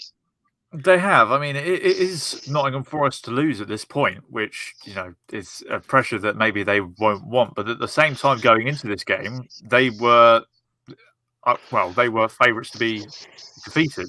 So they're the clear underdogs. And so far, statistically, barring possession, they've been anything but. But for Leicester, I'm looking at their bench. Daka's a good player. He can come on and make a difference. He certainly knows where the goal is. They've got Ricardo Pereira, who could certainly come back in a wing-back position. Jose Perez, Chowdhury, Albrighton. They've got some good quality on the bench that could make a difference. It just depends on how quickly Brendan Rodgers wants to crack the substitution whip. As for Forest, then they've got the new signing Surridge on the bench as well. They've got a couple of good players that could make a difference. It is literally going to be a tactical battle going into the second half, and it'll be interesting to see which manager blinks first in terms of changes. But I feel like Nottingham Forest have more wriggle room to react, obviously, because they have that 2-goal cushion. But as I said, an early goal for Leicester will certainly change the occasion. An early goal for Nottingham Forest as well could kill off the game. So I think it's fair to say that the next goal is the most important one right now. Absolutely, and let's hope for a great second half. Just to remind you, listeners, that we will have a bonus delayed game for you. That will be, we'll possibly do you the Boreham Wood match at some point, and that will be played out on the TC Hub tomorrow night and all TC Hub platforms. Don't forget, if you are, let's see if we've had any comments in the chat. Mike Hardeman has said about Trevor's little prediction. It's more likely to be 8-0 than 4-4. The way Forest has started, Forest looking outstanding. Mark has been on saying hi. Keenan Davis was the next Stevenage youth. Well, Mike had to throw the old Stevenage stuff in there, didn't he? So plenty of good comments on there. Please, if you are on any of the YouTube platforms, whether it's JB Sports, JDAC Football, Storm FM, or TCM2, or the TCM itself, and of course Twitch, because we do have messages on there. Please keep your comments clean. We still are a family program. I just got to make that point permanently clear. There's a lot of moderators on these streams that if we see any foul language on the comments, we will take it off, so you will not be welcome again. So the teams are about to enter the fray. Can Leicester, who are 3-1 down amazingly here at the City Ground, as we look at that brilliant Brian Clough stand, I think Cloughy will be looking down on the Forest boys and saying, well done, young men. He really would, and it's been fantastic to watch. Nottingham Forest 3-1 up there. They're still in with a shout at the playoffs, although they lost at Cardiff last week, but all that has been forgotten about in that first 45 minutes. And it looks like we're going to see Decker on at half-time. Let's get that confirmed now with your two commentators. Here's Chris and Trevor.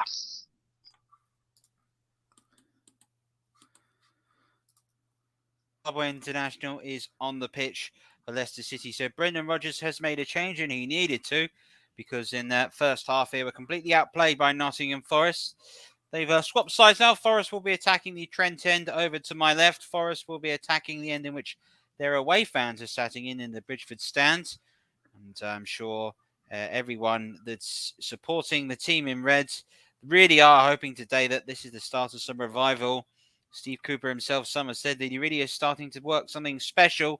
We shall have to wait and see whether he can get the resources, but we're back underway in the second half. Leicester attacking from left to right in all blue. Soenchu's early pass out has gone all the way across. Dejan Spence is there to clear it away. And there is Brendan Rodgers trudging back to his dugout. Big 45 minutes for his side in the FA Cup this season. There's Joe Worrell's clearance. Yates doesn't get anything onto it at the moment. Justin. And the ball has gone out for a Leicester City throw, and Justin does take it. Madison looks to flick it on. Batson Daka, and it was just shoulder to shoulder with Dejan Spence, and that was the right decision. And Spence looks to clear it away from the throw. And we hope that you're enjoying our coverage so far. And let's hope to see that we get more of the great action than we got in the first half. Always is a pleasure to come in and commentate on the FA Cup, and none more so than great goals and performances just like what we have seen from Forest, who have produced an excellent 45 minutes of football. Barring one mistake, it was pretty much the perfect half. Here is Ziganagel looking to try to go through again. The throw-in's been awarded and Leicester City's way, and I need to now go to my co-commentator and just sort of ask him overall what he thinks Leicester will do now they've got Batson Daka on the pitch. Well, I've got to feed him the ball because he knows how to score. That's for certain. He was prolific at Red Bull Salzburg in his 4 or 5 year spell there. 82 appearances, 54 goals. He's scored 4 goals in 9 appearances for Leicester this year. So he knows where the back of the net is. All you got to do is give him the ball and let him work. So be interesting to see if there's a change of shape as well to accommodate for him, because obviously they need a goal. And as I said, an early one would really do them some favours. So early doors, be interesting to see how Leicester sets up. Here's James Maddison, early pass, looking for Justin. They just push forward, and I can definitely see both wing backs for Leicester have pushed further forward. Here is Philip Ziganagel, got past Sandini. Ziganagel again, does he fancy the shot? Out wide to Johnson. Spencer supporting in. Johnson's effort took a deflection, and it's just gone wide. And straight away, the danger here for Leicester when they push forward is they get exposed by Forest on the counter. Yeah, that's attacking formation just allows them to overload so many times. It's a lot. The numbers game is always going to be in their favour generally as well. So as you can see there, it's basically a 4v4 at that point. That's I do love the fact that both teams are attacking the goals that their fans are behind now. That just adds an extra element to every attack going forward. It really is the stuff you love to see. They could suck that ball in from this corner if they could. Ziganagel with a header back into the mixer. Back across. The looping header is just punched away. And it needed to be punched away. Scott McKenna's effort was flying in. There goes Danny Ward knocking the ball away. And Ward again, I think, is just looked like there was a clash of heads potentially. Ryan Yates is the man who is down. And it was another set piece that was the undunning. There's there by McKenna. And as Ward punches it, absolutely well, he does a clatter Yates, but Yates showing us a little bit of Bulldog spirit and getting right back up. Well, if you get a challenger goalkeeper in the A, you're either brave or mad. Sometimes a bit of both, because unfortunately, it can end up in that exact scenario where you get socked in the face. Well, either way, Yates is back up. We're honouring and we're still going. And this FA Cup fourth round contest, as the light fades around, the floodlights light up the City ground. Many a famous night had here, particularly famous wins in the European Cup. Brilliant famous night in which they beat the defending champions back in Liverpool in the late 70s here. So special things happen under the lights in the City grounds. And famously, one of the last... we'll just wait for this attack to continue. Nearly crossed there by Daka, which is blocked, and a corner goes. And hopefully this is better times. Last time Forest were in the Premier League, perhaps their most famous night they had under the lights in their final season in the Premier League was an 8-1 thrashing by Manchester United, including four goals scored in 10 minutes by Ole Gunnar Solskjaer. And I'm sure that was a night they were like to forget. Of course, that season, Ron Atkinson took over as the manager for the final few months of that, as they were relegated from the Premier League. Madison's corner, good corner, headed away by McKenna. Come back to Soyuncu. And straight away, he's got Vickers Ziganagel come across and has caught him. That is a foul. He's outside of the box. Ziganagel complains, and I think Soyuncu definitely made sure that he was going to get fouled. And here we stand with an opportunity for Leicester City with a set piece in a dangerous area. Yeah, it's always a promising position, those byline positions for decent crosses to be put in. Perfect opportunity to get your centre-backs forward. And, well, this was the side of the pitch where one of the set pieces came from, which led to a goal. So let's see if Leicester can make it work from this side as well. Deep breath by Madison, looking to cross forward. Armati is forward, so is Soyuncu, all at the far post. There's Daka, there's Iheanacho. Madison sets. Tielemans on the edge of the area.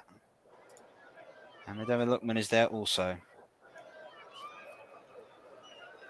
Just seems to wait. Referees, a little bit of argy-bargy going on. There's Yates just acknowledging that he's got to deal with Daka. Just looking to force something. Oh, it's a low ball in. It's a poor free kick considering. Really is a poor free kick. There goes Thomas across to Justin. Both wingers have swapped halves at the moment. So you've got your left-footed and right-footed players on opposite flanks. This is Brendan Johnson, who's done really well to keep the ball and is now putting on a foot race at the moment with James Justin. He has to clear it away. That's good football by the young man. Charging forward and putting the young Englishman in the colours of Leicester City under real pressure.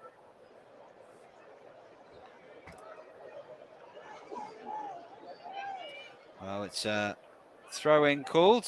Here's Dejan Spence to take.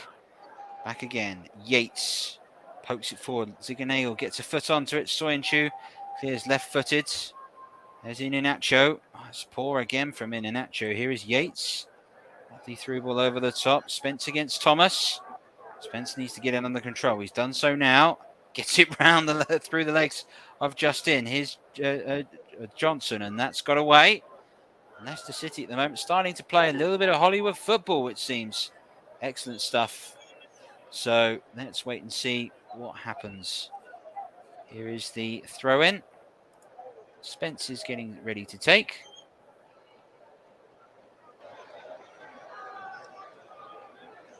And Keenan Davis comes short. There is Spence.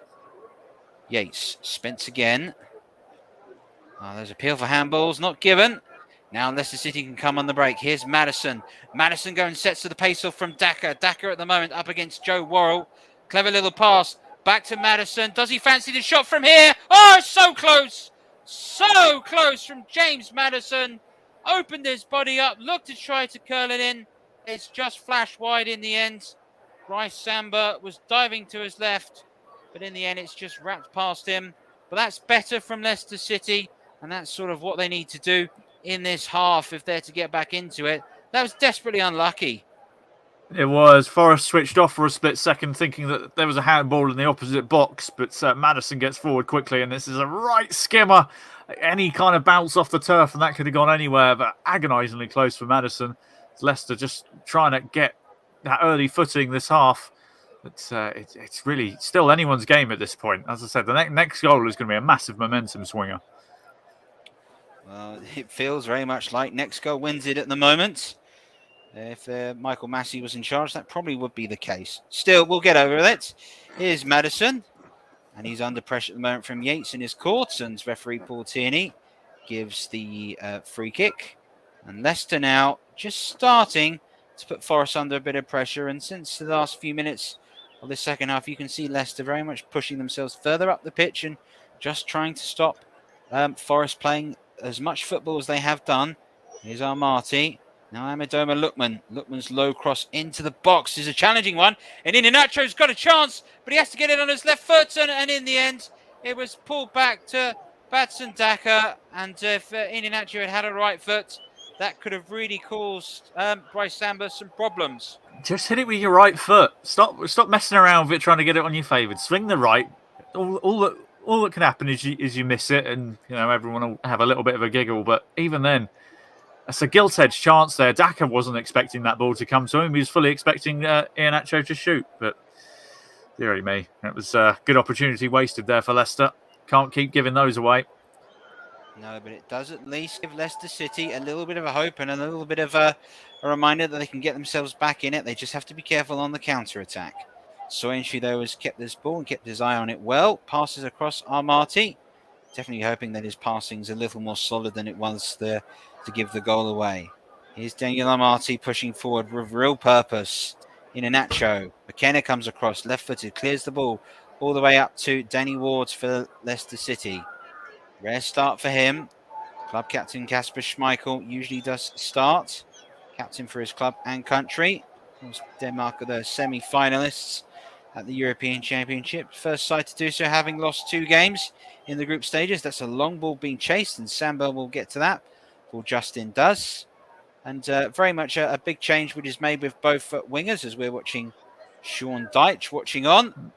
Maybe is he potentially scouting Nottingham Forest's Championship opponents next season. At the moment, that could be the case unless Burnley can turn their season around. He used to play for Forest. He was part of the youth academy setup when Brian Clough was still here. So he's probably still a follower of the team, to be fair to him. Oh, that's probably where he gets his sense of humour from, having worked with Brian Clough. Well, you had to, really. Yeah. Let's have a look at this from Davis. What was he there? Was he just caught from Ndidi? He does think so. And he just looks to be like as if he was just a sort of heels across the There's back. a hole in his top. You watch. He's dug those studs in. There's a hole in his sock now. It's it's one thing I've spotted with Ndidi and Tillemans for Leicester. Whenever the wing-backs push forwards, one of those two drops in and forms a back three. So Brendan Rodgers is definitely playing with a more fluid formation this second half. He's also swapped both wing-backs because there are times in which you've got Luke Thomas and James Justin swapping alternate wings at the moment. Anything that works at this point, I think. Well, how long before they go route one? We're a long way off that at the moment. We're just coming up to the 57th minute of the second half. Nottingham Forest lead by 3-1. Brilliant first half for Forest, in which they were 3-0 up. Scored 2 goals in 2 minutes. And then the captain, Joe Worrell's brilliant diving header made it 3.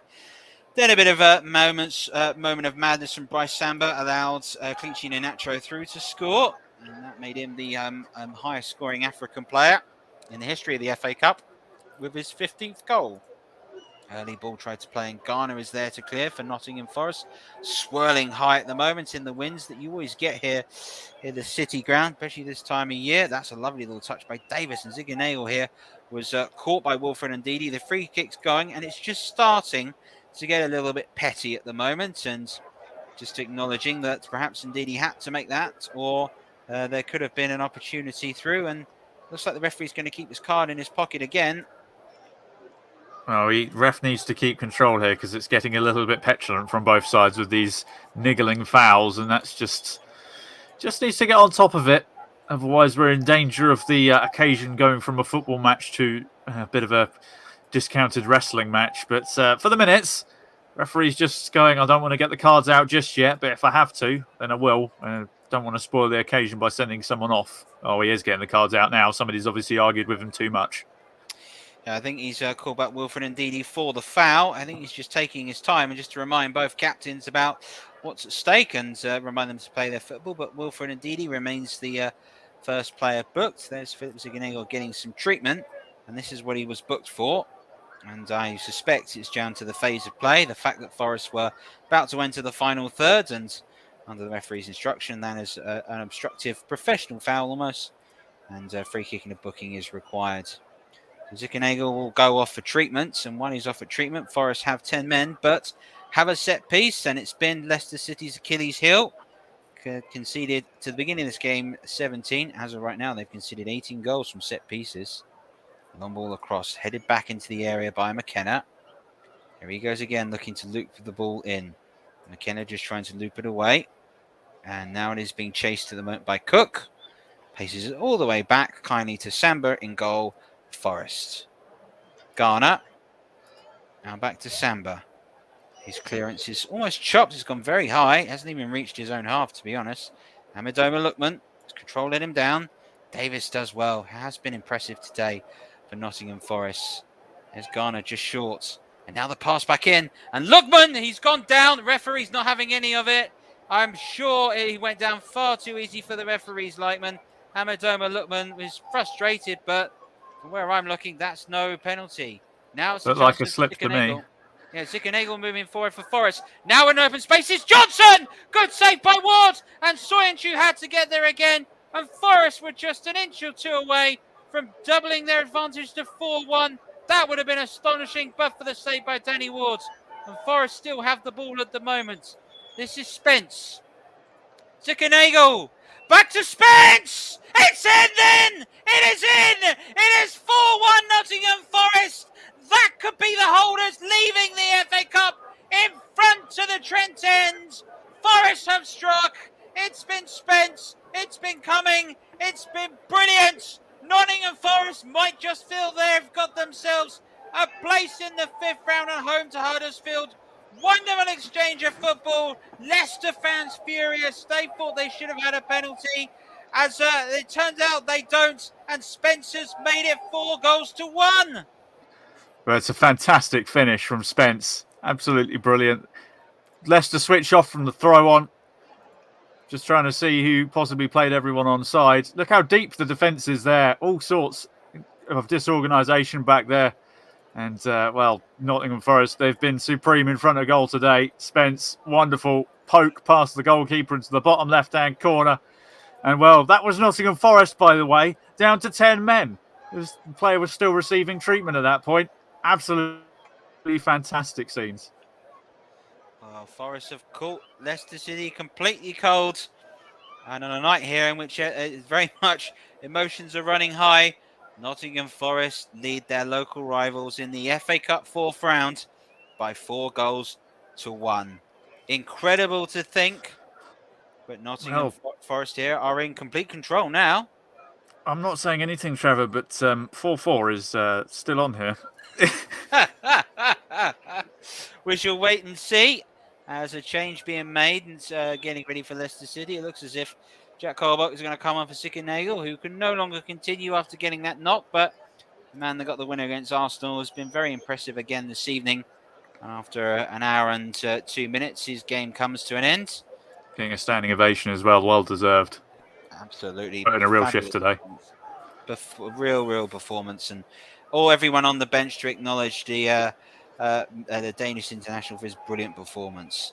Makes you wonder why Watford would send him out on loan with a performance like that, but there you go. Well, we'll have to wait and see. Will Forest themselves want to buy him outright?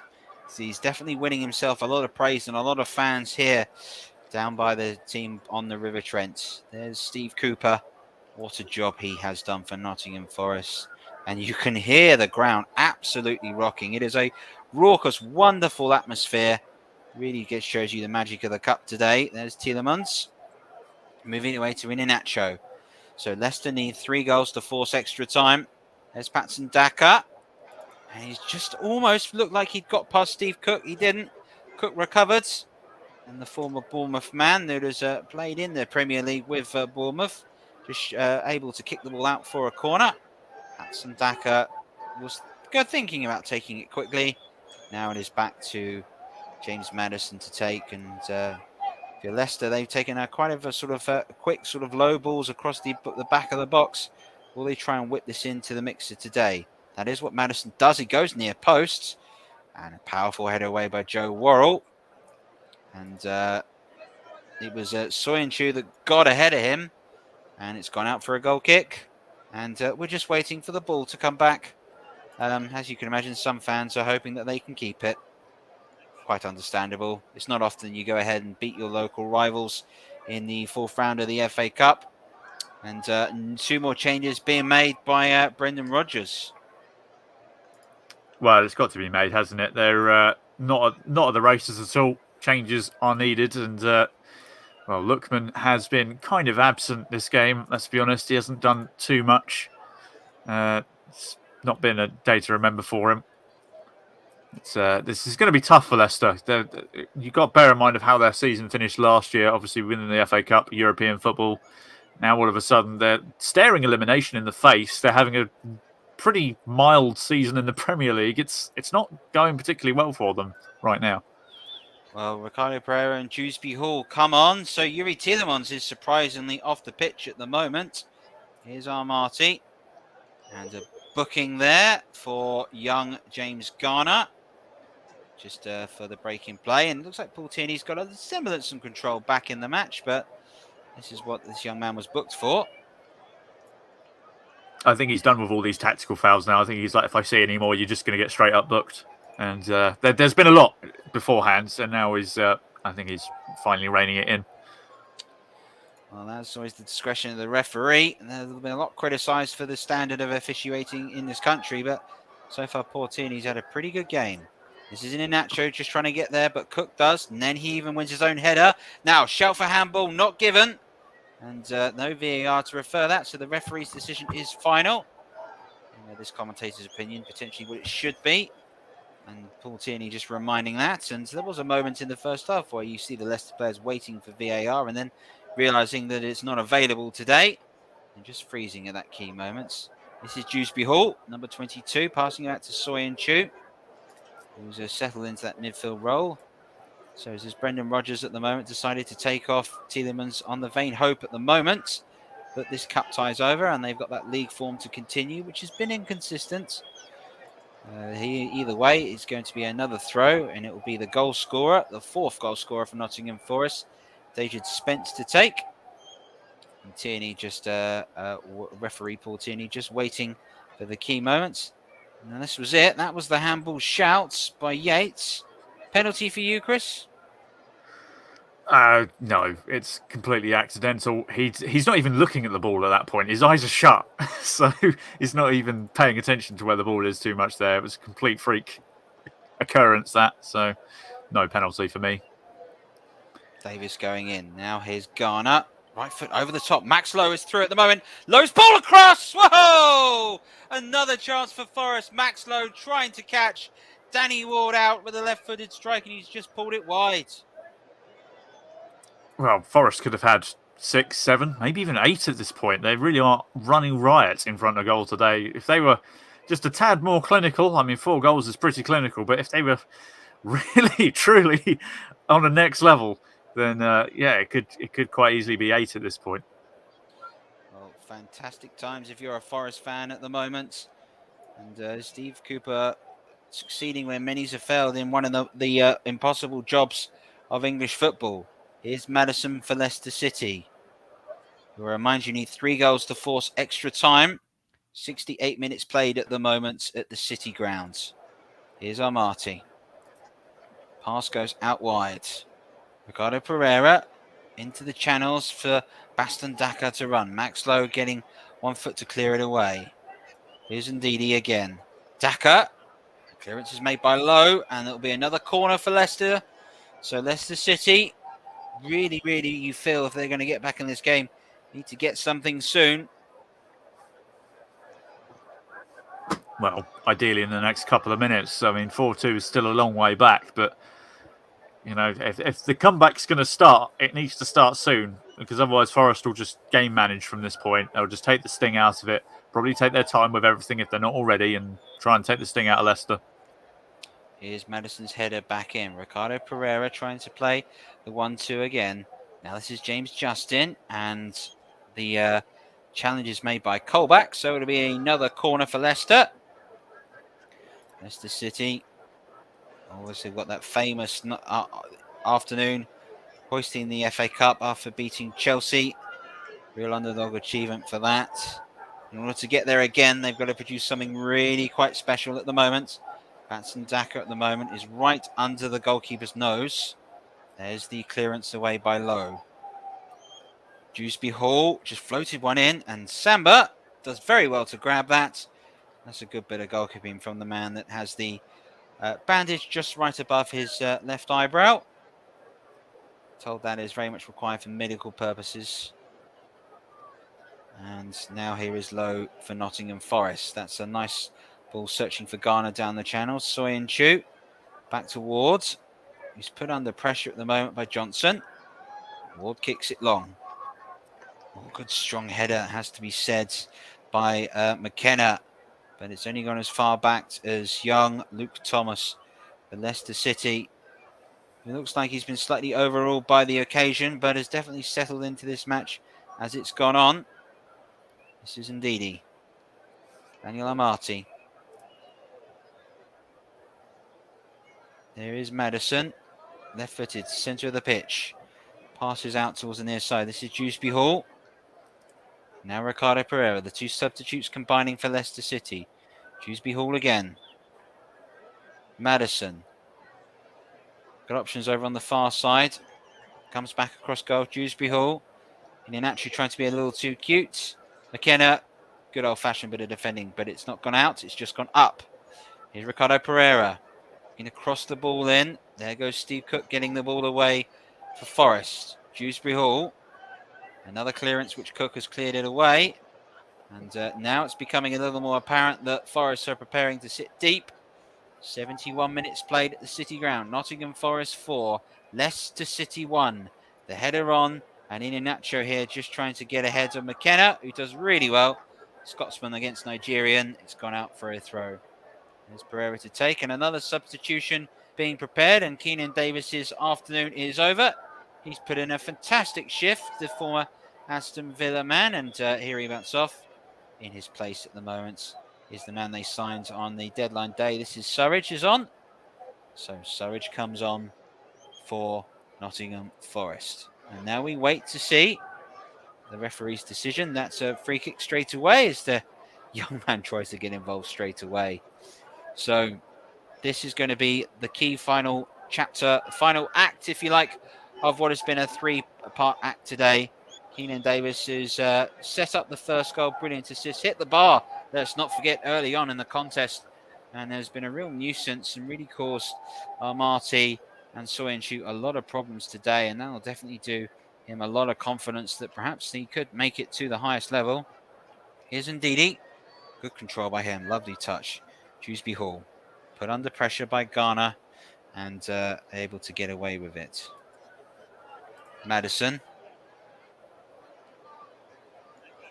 Pressure again from Nottingham Forest, who are not preparing to charge until Leicester City enter their half. Madison going long, looking for Dewsbury Hall. It's been cleared away. Justin. Now it's back across. Ricardo Pereira for Leicester City. Takes it back. Batson Daka drives it, but couldn't keep it down. Referee signals goal kick. And Leicester now starting to go a little more direct. And they start to look a little more desperate. Yeah, Nottingham Forest definitely looking to just manage the game at this point. Obviously, if you keep this 3-goal cushion, it's fairly comfortable. It's not much to worry about. They're quite happy to let them take pot shots from that distance because for it to go in from there, it's got to be an absolute worldie. But attempts there, 11-9 in favour of Nottingham Forest. Leicester have definitely been the more attacking side this time round. However, that one shot on target for Leicester compared to Nottingham Forest 7 tells the whole story, really. Nottingham Forest being far more efficient in front of goal. Here's a chance for him. Well, in the end, it's been cut out by Soyuncu, who has been still trying, and in this Leicester City side, but is a side at the moment that's been outclassed at the moment, probably to a man at the moment by Nottingham Forest. Had Leicester City had a fully fit Jamie Vardy on the pitch, had they started Kasper Schmeichel, could things have been different? We shall find those questions out another day. Is Johnson able to win the throw-in after the knock-on by Luke Thomas? Spencer's getting set to throw the ball in. And at this point, Paul Tierney's got to start to think to his mind how much time to add on. This is Spence. Oh, he was caught by Madison. And I wonder if the referee will have a little word with him. No, he won't. He'll just show him the yellow card. No words to be said on that one. It was a pretty poor challenge. Just chopped him as soon as he got to him. It was no real... Spence just knocked the ball past him and sent him flying. Perhaps a little bit of frustrations holding for James Madison, who would have hoped under the live television cameras today that this could be an opportunity for him to show Gareth Southgate just why he should be in his squad for the World Cup. Hasn't come out that way today. Free kick for Leicester City to defend. Yates, Cook, Worrell and Surridge are all forward. Surridge darting about. Garner puts the ball into the area. Oh, it's just been cleared away as far as Johnson. Here he is, the Welshman. Lovely touch by him. Brilliant touch by Johnson. Oh, it's Hollywood football from Forest at the moment. Here's Colback. Colback being pushed forward. This clever little pass. There goes Cook. Just lost it. Now Surridge. Good turn by he. Up against Soyuncu. This is Surridge again. Cross is blocked by Soyuncu, who picks up his own deflection and plays it away. Armati. Certainly target, and Surridge trying to run through. There's Ricardo Pereira losing it to Lowe. Now Colback for Forest. Now it's a chance for Cook to move it forward. Steve Cook trying to go on. I thought the whites of his eyes lit up as he thought there could be an opportunity to go forward. Ryan Yates, though, does have the opportunity to go forward, but the referee has stopped. A collision of heads, and it looks to be a young man that has gone down in the middle of the pitch. And frustration on the face of James Madison. And one can see here what happened there. Ooh, did he catch young James Garner there? What on earth happened here? Let's just see. That's naughty. Like, it's not particularly damaging, but you can't just swipe out like that and foul someone when you're on a yellow card. It's just foolish behaviour. He's got away with that one. This has not been the game that James Madison would have wanted. We gave him all the hype before the game about him being the key man for Leicester. And, well, he's been pretty much invisible, barring the fouls that he's given away. So, not a day to bask in for James Madison. Of course, he could turn it all around in the next 15 minutes and make me look a bit silly, but I somewhat doubt it. Well, he's had one curling effort that whisked wide, and I think that's about all I can imagine from him. Here is Colback getting set to take the set piece for Nottingham Forest. Left-footed. Floats it into the box far post towards Yates. It's beaten everybody. That will be a goal kick for Leicester City, who I'm sure when they were planning for this didn't expect to be pressed and hurried as much as they have been. Two managers said before, Steve Cook, they really want it. For Brendan Rodgers, we have to show no fear. Well, I think today Steve Cook's got it right because his side have certainly looked like they've wanted to win this game more. Here's Armati.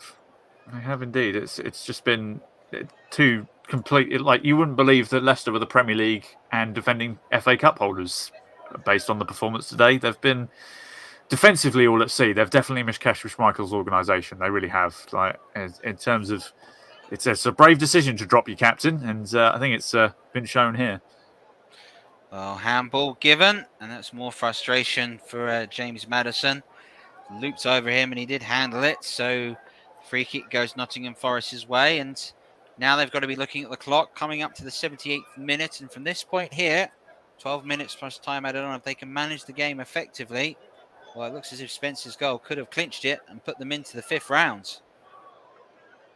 Yeah, he's been fantastic today on that right-hand side, and that goal just summed up his performance, really. He's certainly one of the contenders for man of the match, I'll give you that.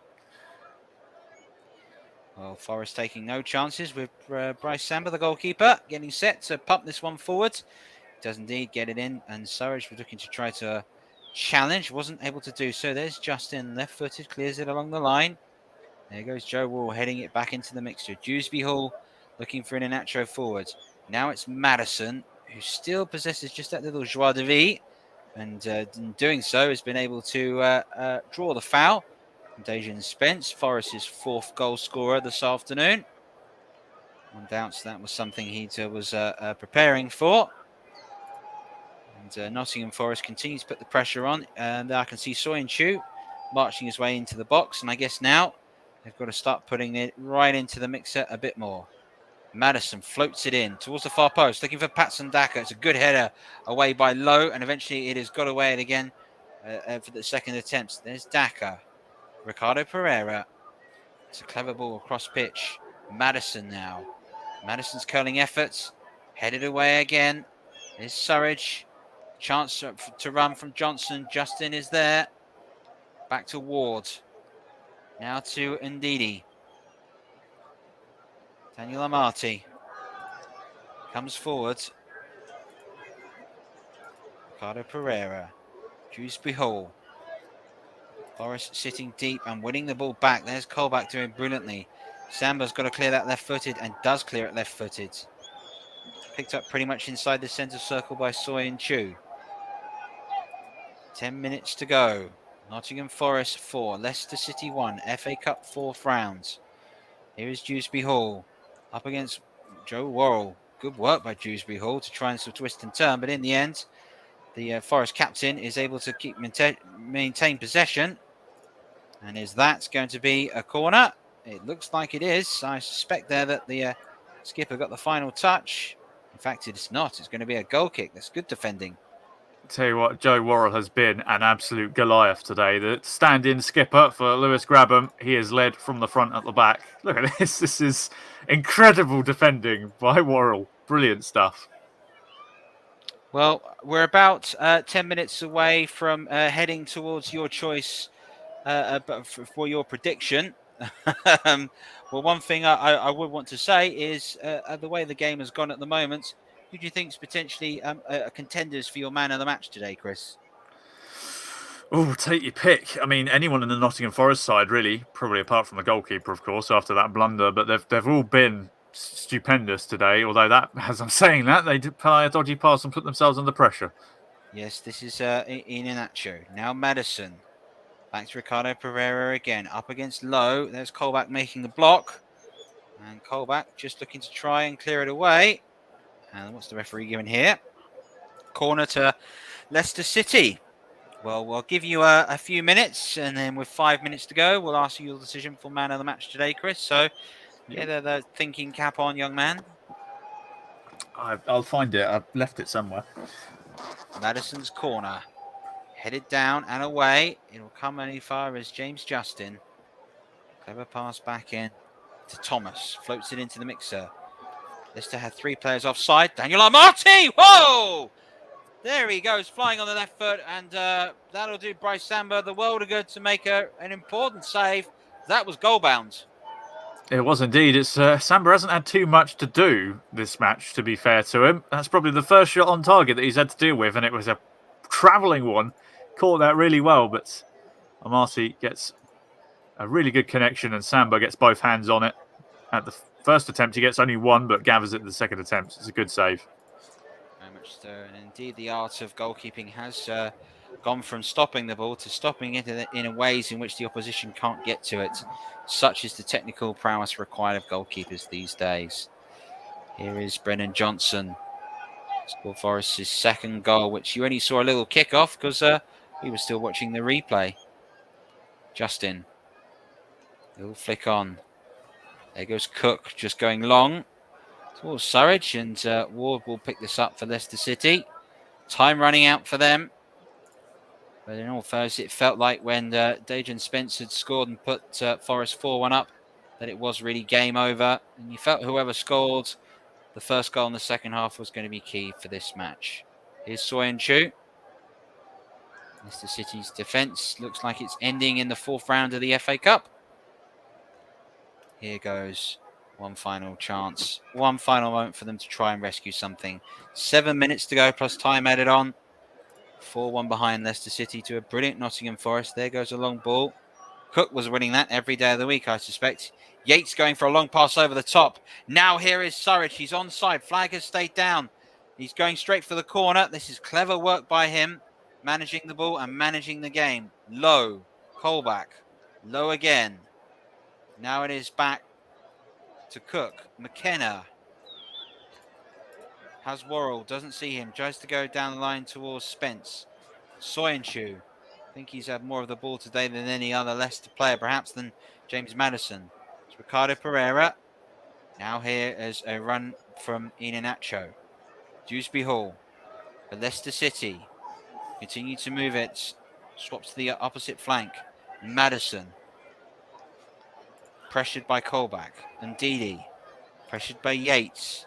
Soyuncu again asks his team to find clever and better runs, to find more opportunities. Ricardo Pereira up against Lowe. That's a poor pass. And now here is Surridge. Now this is Garner. He has impressed today. And he's been stopped at the moment by Amati. Gets a pat on his back there, James Garner, by Steve Cook, acknowledging the performance that he's had.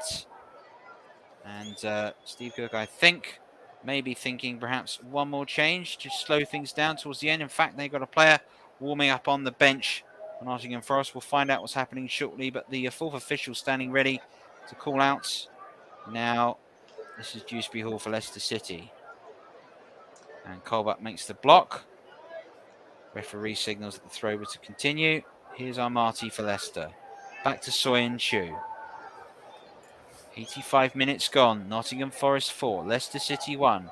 FA Cup 4th round game here. Exclusive, unofficial, alternative commentary brought to you on the Commentary Hub. You may know it as the Commentary Hub. Hashtag us, TC Hub. Let us know what you think of this game.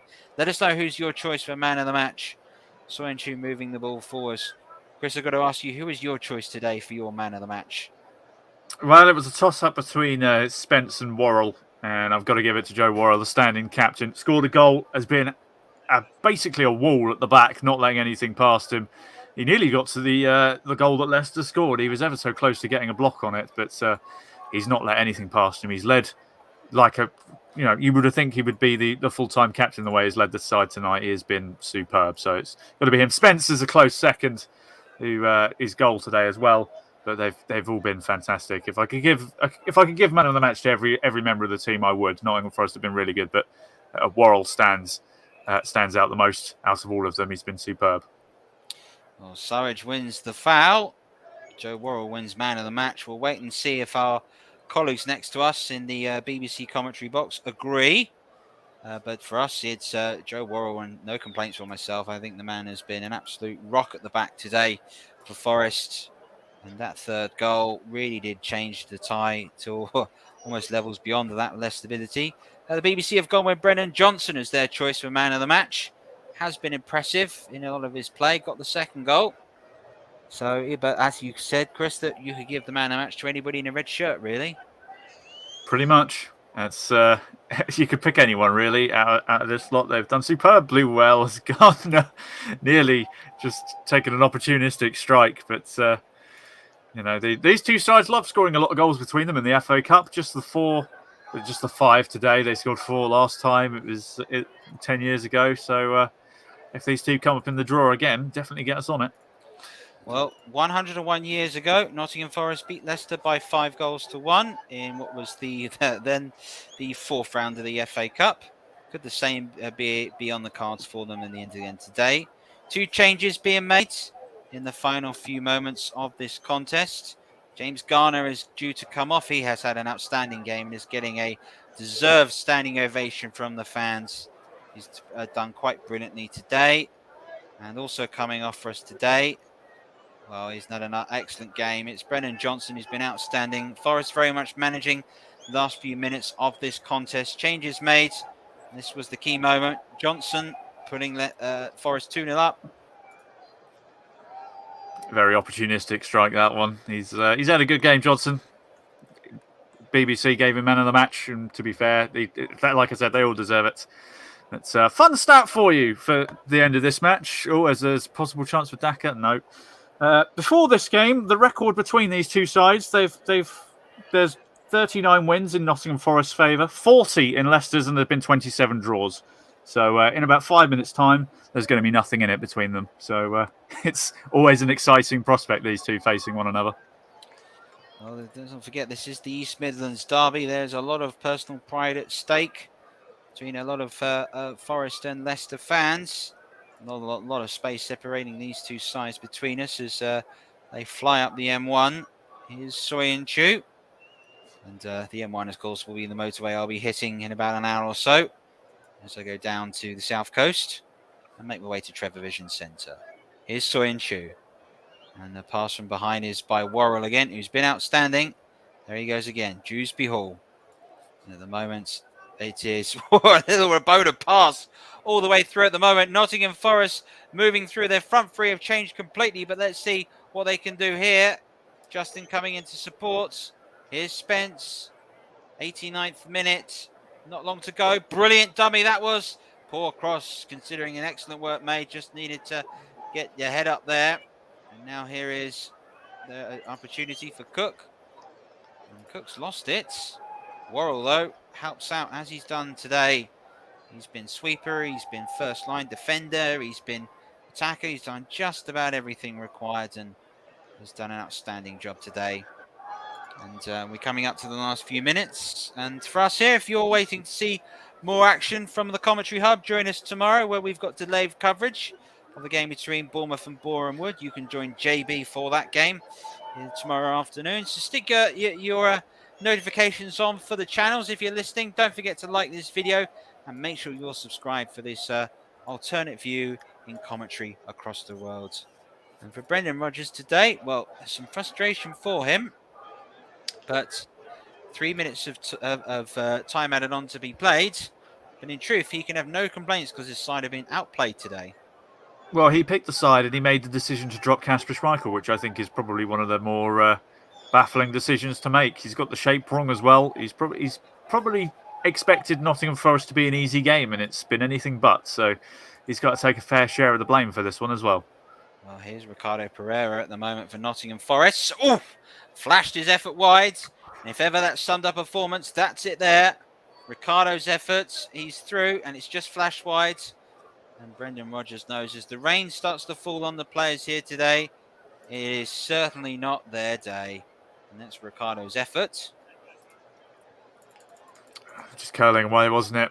Needed a bit more bend the opposite way, and that would have been a cracking finish. But again, they're failing to hit the target, Leicester City. That's been their main problem today. If you don't hit the target, you might as well not take the shot at all. It really is just... You've got minimum effort is the hitting the target side of things when you're trying to score, and if you don't hit the target, well, you just don't score. Well, we can see the away fans for Leicester City in the Bridgeford stand end there, starting to exit. It's going to take a lot to get the Nottingham Forest fans to want to leave tonight. What a famous night this is going to be in their club. Could it get just a little bit better in the last few minutes? Here's an Inacho for Leicester City. Now Ricardo, and the long ball over the top. That's a good header away. Here's Wilfred Ndidi. And referee says no free kick to that. Dewsbury Hall. Inacho. Madison. Leicester not giving up, but playing for more personal pride, I suspect, more than anything. Free kick given.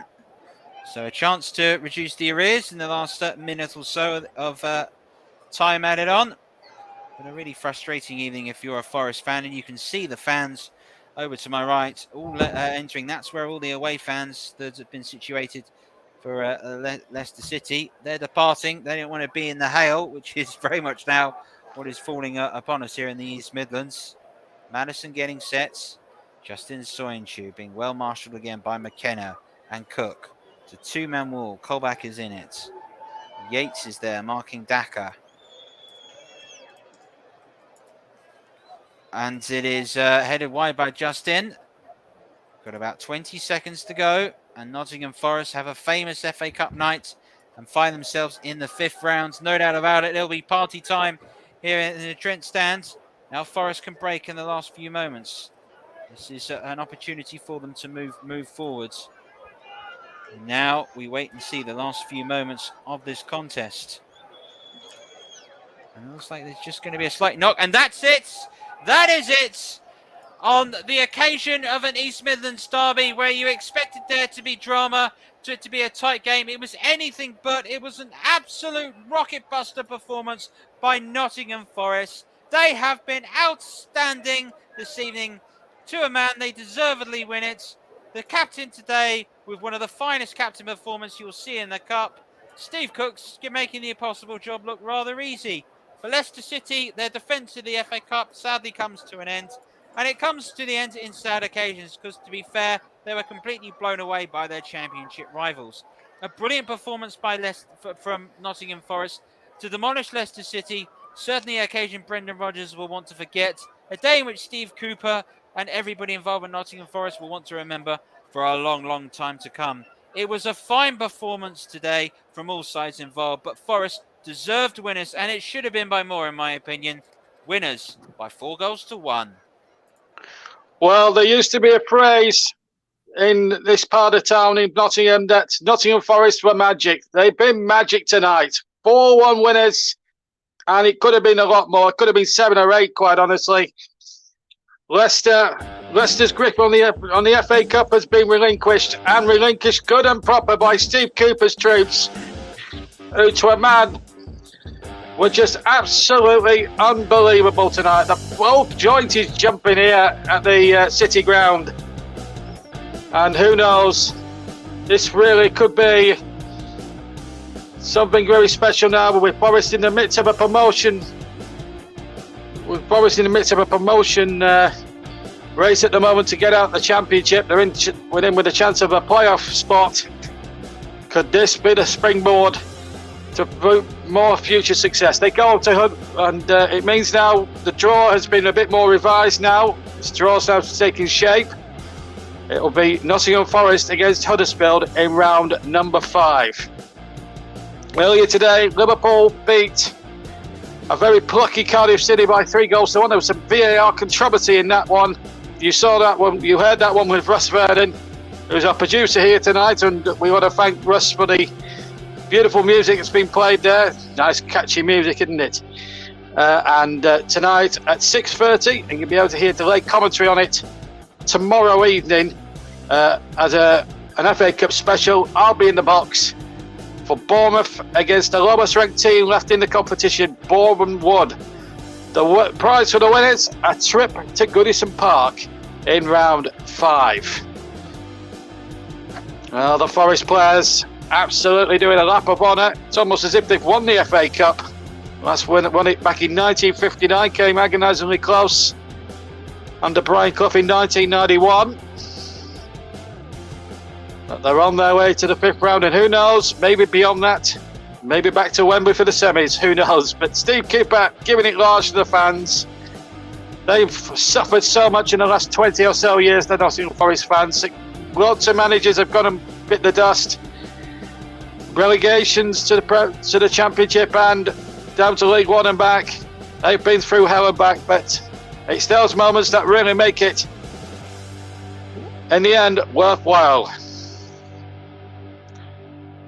So let's bring in Chris Whiteman again alongside me, and of course Trevor, who brought you the commentary, a top-class commentary as well, by the way, from Trevor.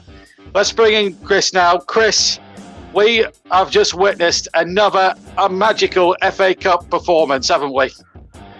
We have indeed. Nottingham Forest, from first minute to last minute, were a class above Leicester today, who just were not at it. I don't know what preceded them before this match, but they did not look like the Leicester City we're used to seeing. They were, I mean, Nottingham Forest were excellent. Let's not put this down to Leicester playing badly. Nottingham Forest were absolutely superb. Their tempo was excellent. Their pressing was excellent. They were clinical in front of goal, and they were just better in every position from the get-go. And they do take every credit for it. And Leicester were completely out of it. I don't know what Brendan Rodgers' team talk was. His selections were somewhat questionable, as I said, with Schmeichel being dropped. The formation setup was very safe. It wasn't very ambitious, and Nottingham Forest capitalised on it, and they really did. That couple of minutes where they scored 2 goals won them the game because Leicester just couldn't get into their stride at all. And from that moment on, Nottingham Forest just took control and never relinquished it. They were absolutely superb tonight, and so were the fans. The atmosphere in the stadium today was electric. It was one of the top atmospheres I've witnessed, and it was absolutely superb. Yeah, I couldn't agree with you more. The atmosphere around this great old arena, and let's face it, it's a stadium that should be a top flight stadium.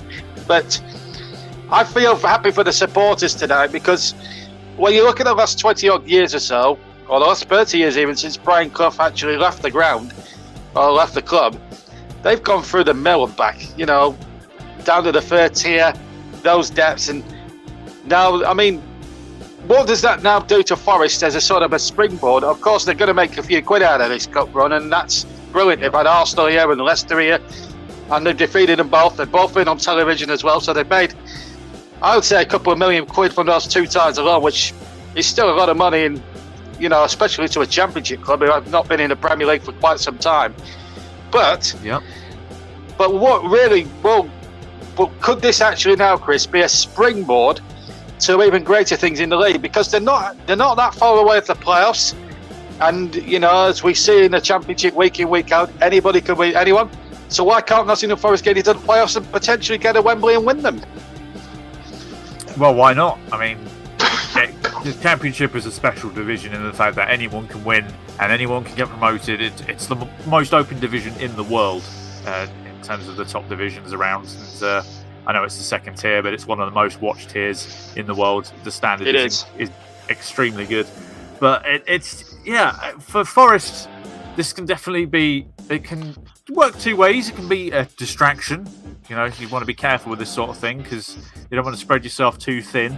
I can distinctly remember, obviously, my own experience seeing Burnley with their FA Cup, League Cup and promotion push all thrown into one season led to a ridiculous length of season where it was nearly 60 games with a threadbare squad. Yeah, it was actually 60. I think it was 62 games, I think, or something like that. So, and they were very close to getting to a final. And it can definitely be a very positive momentum swinger because you build that belief that you can beat absolutely anyone, and you get that kind of invincible kind of feeling. And I do see a lot of similarities. The style of football that Forest are playing is it's very attacking. It's no kind of regard for who they're playing either. They're not over intimidated by who they're playing, regardless of what tier it is. So, and obviously with Huddersfield Town as their next opponent, Nottingham Forest are going to be sitting there going, we could have a really good FA Cup run here. The Wembley semi-final is, on the cards. If they play like this against all their opponents, if they keep playing like this in the Championship, I don't think there will be many teams capable of stopping them. Absolutely. I mean, Huddersfield will go there now in the next round. In actual fact, maybe just give you we'll give you a recap of the draw before we leave you tonight. But what I can tell you that the games will be played in the first week of March, and it's a midweek game, so that makes the games a bit more special in that sense. So we're just looking at some of the goals here on our monitors here, some of the set piece goals and some of the crosses that came in. Leicester were just all over the place, weren't they? They were just, I mean, if you're Brendan Rodgers right now, he will be fuming, won't he? Well, he sent that team out there, so as much as what's going on here? Oh well, it must have been it must have been a Leicester fan because he was having a bit of a punch up there. I hope. Can I just, before we bring you back in, Chris? Sorry, I just hope the fan has been apprehended and is arrested, and I hope he's banned from all football grounds forthwith. Right. Anyway, back to the Sims. Yeah. As much as he'll be fuming with the performance, he's obviously thought that team was capable of winning this match. But at the same time, don't be disrespectful to Nottingham Forest. Like, if you've got Kasper Schmeichel available, if you've got your best players available for a derby game, you should be playing them. I've no disrespect to Danny Ward. I'm sure he absolutely relished the chance of playing in this game. But the defence was all at sea, and I feel like if Schmeichel was there, it wouldn't have happened because he would have torn into them. I dare say he tore into them at half time, but it's. Brendan Rodgers' tactical decisions in this game. He was a little bit slow with the substitutes. I think he should have made more subs at half time. The formation was, let's face it, it just didn't match up very well. Sure, they've got 5 in midfield, but as I said, the overloading scenario caused by the Forest's 3-4-2 4-1-1-2 formation that it's been listed as. It was very fluid. They just didn't match up very well. And Brendan Rodgers today has to take a good portion of the blame, but the players out there should have been capable of playing a lot better. I look at James Maddison's performance today; he was absolutely woeful. Yuri Tillemans, the standing captain, was basically invisible. It was just, if you could give Nottingham Forest all 10s, you could probably give most of the Leicester players all 1s, really. Apart from maybe Inacho for pouncing on that one mistake that Nottingham Forest made. But apart from that, Leicester were just Leicester were awful and Nottingham Forest were brilliant. It was just two complete pole opposites as to how to perform. And Nottingham Forest like I said, they probably looked at that 4-0 performance that they ended up with back in 2012, where they lost 4-0, and thought, hey, let's at least get something back. But of course, Leicester did get a goal. But either way, I'll take 5 goals in this game, and it was Nottingham Forest were just stupendous, is the best way to put it. They were out of this world and deserved wins.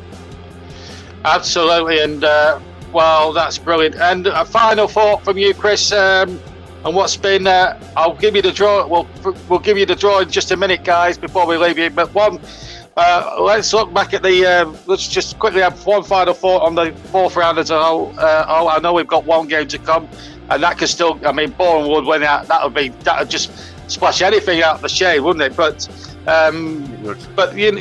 when you look back at it, obviously Forest winning, as we've just heard. Middlesbrough beating Manchester United. Now that was a shock in itself.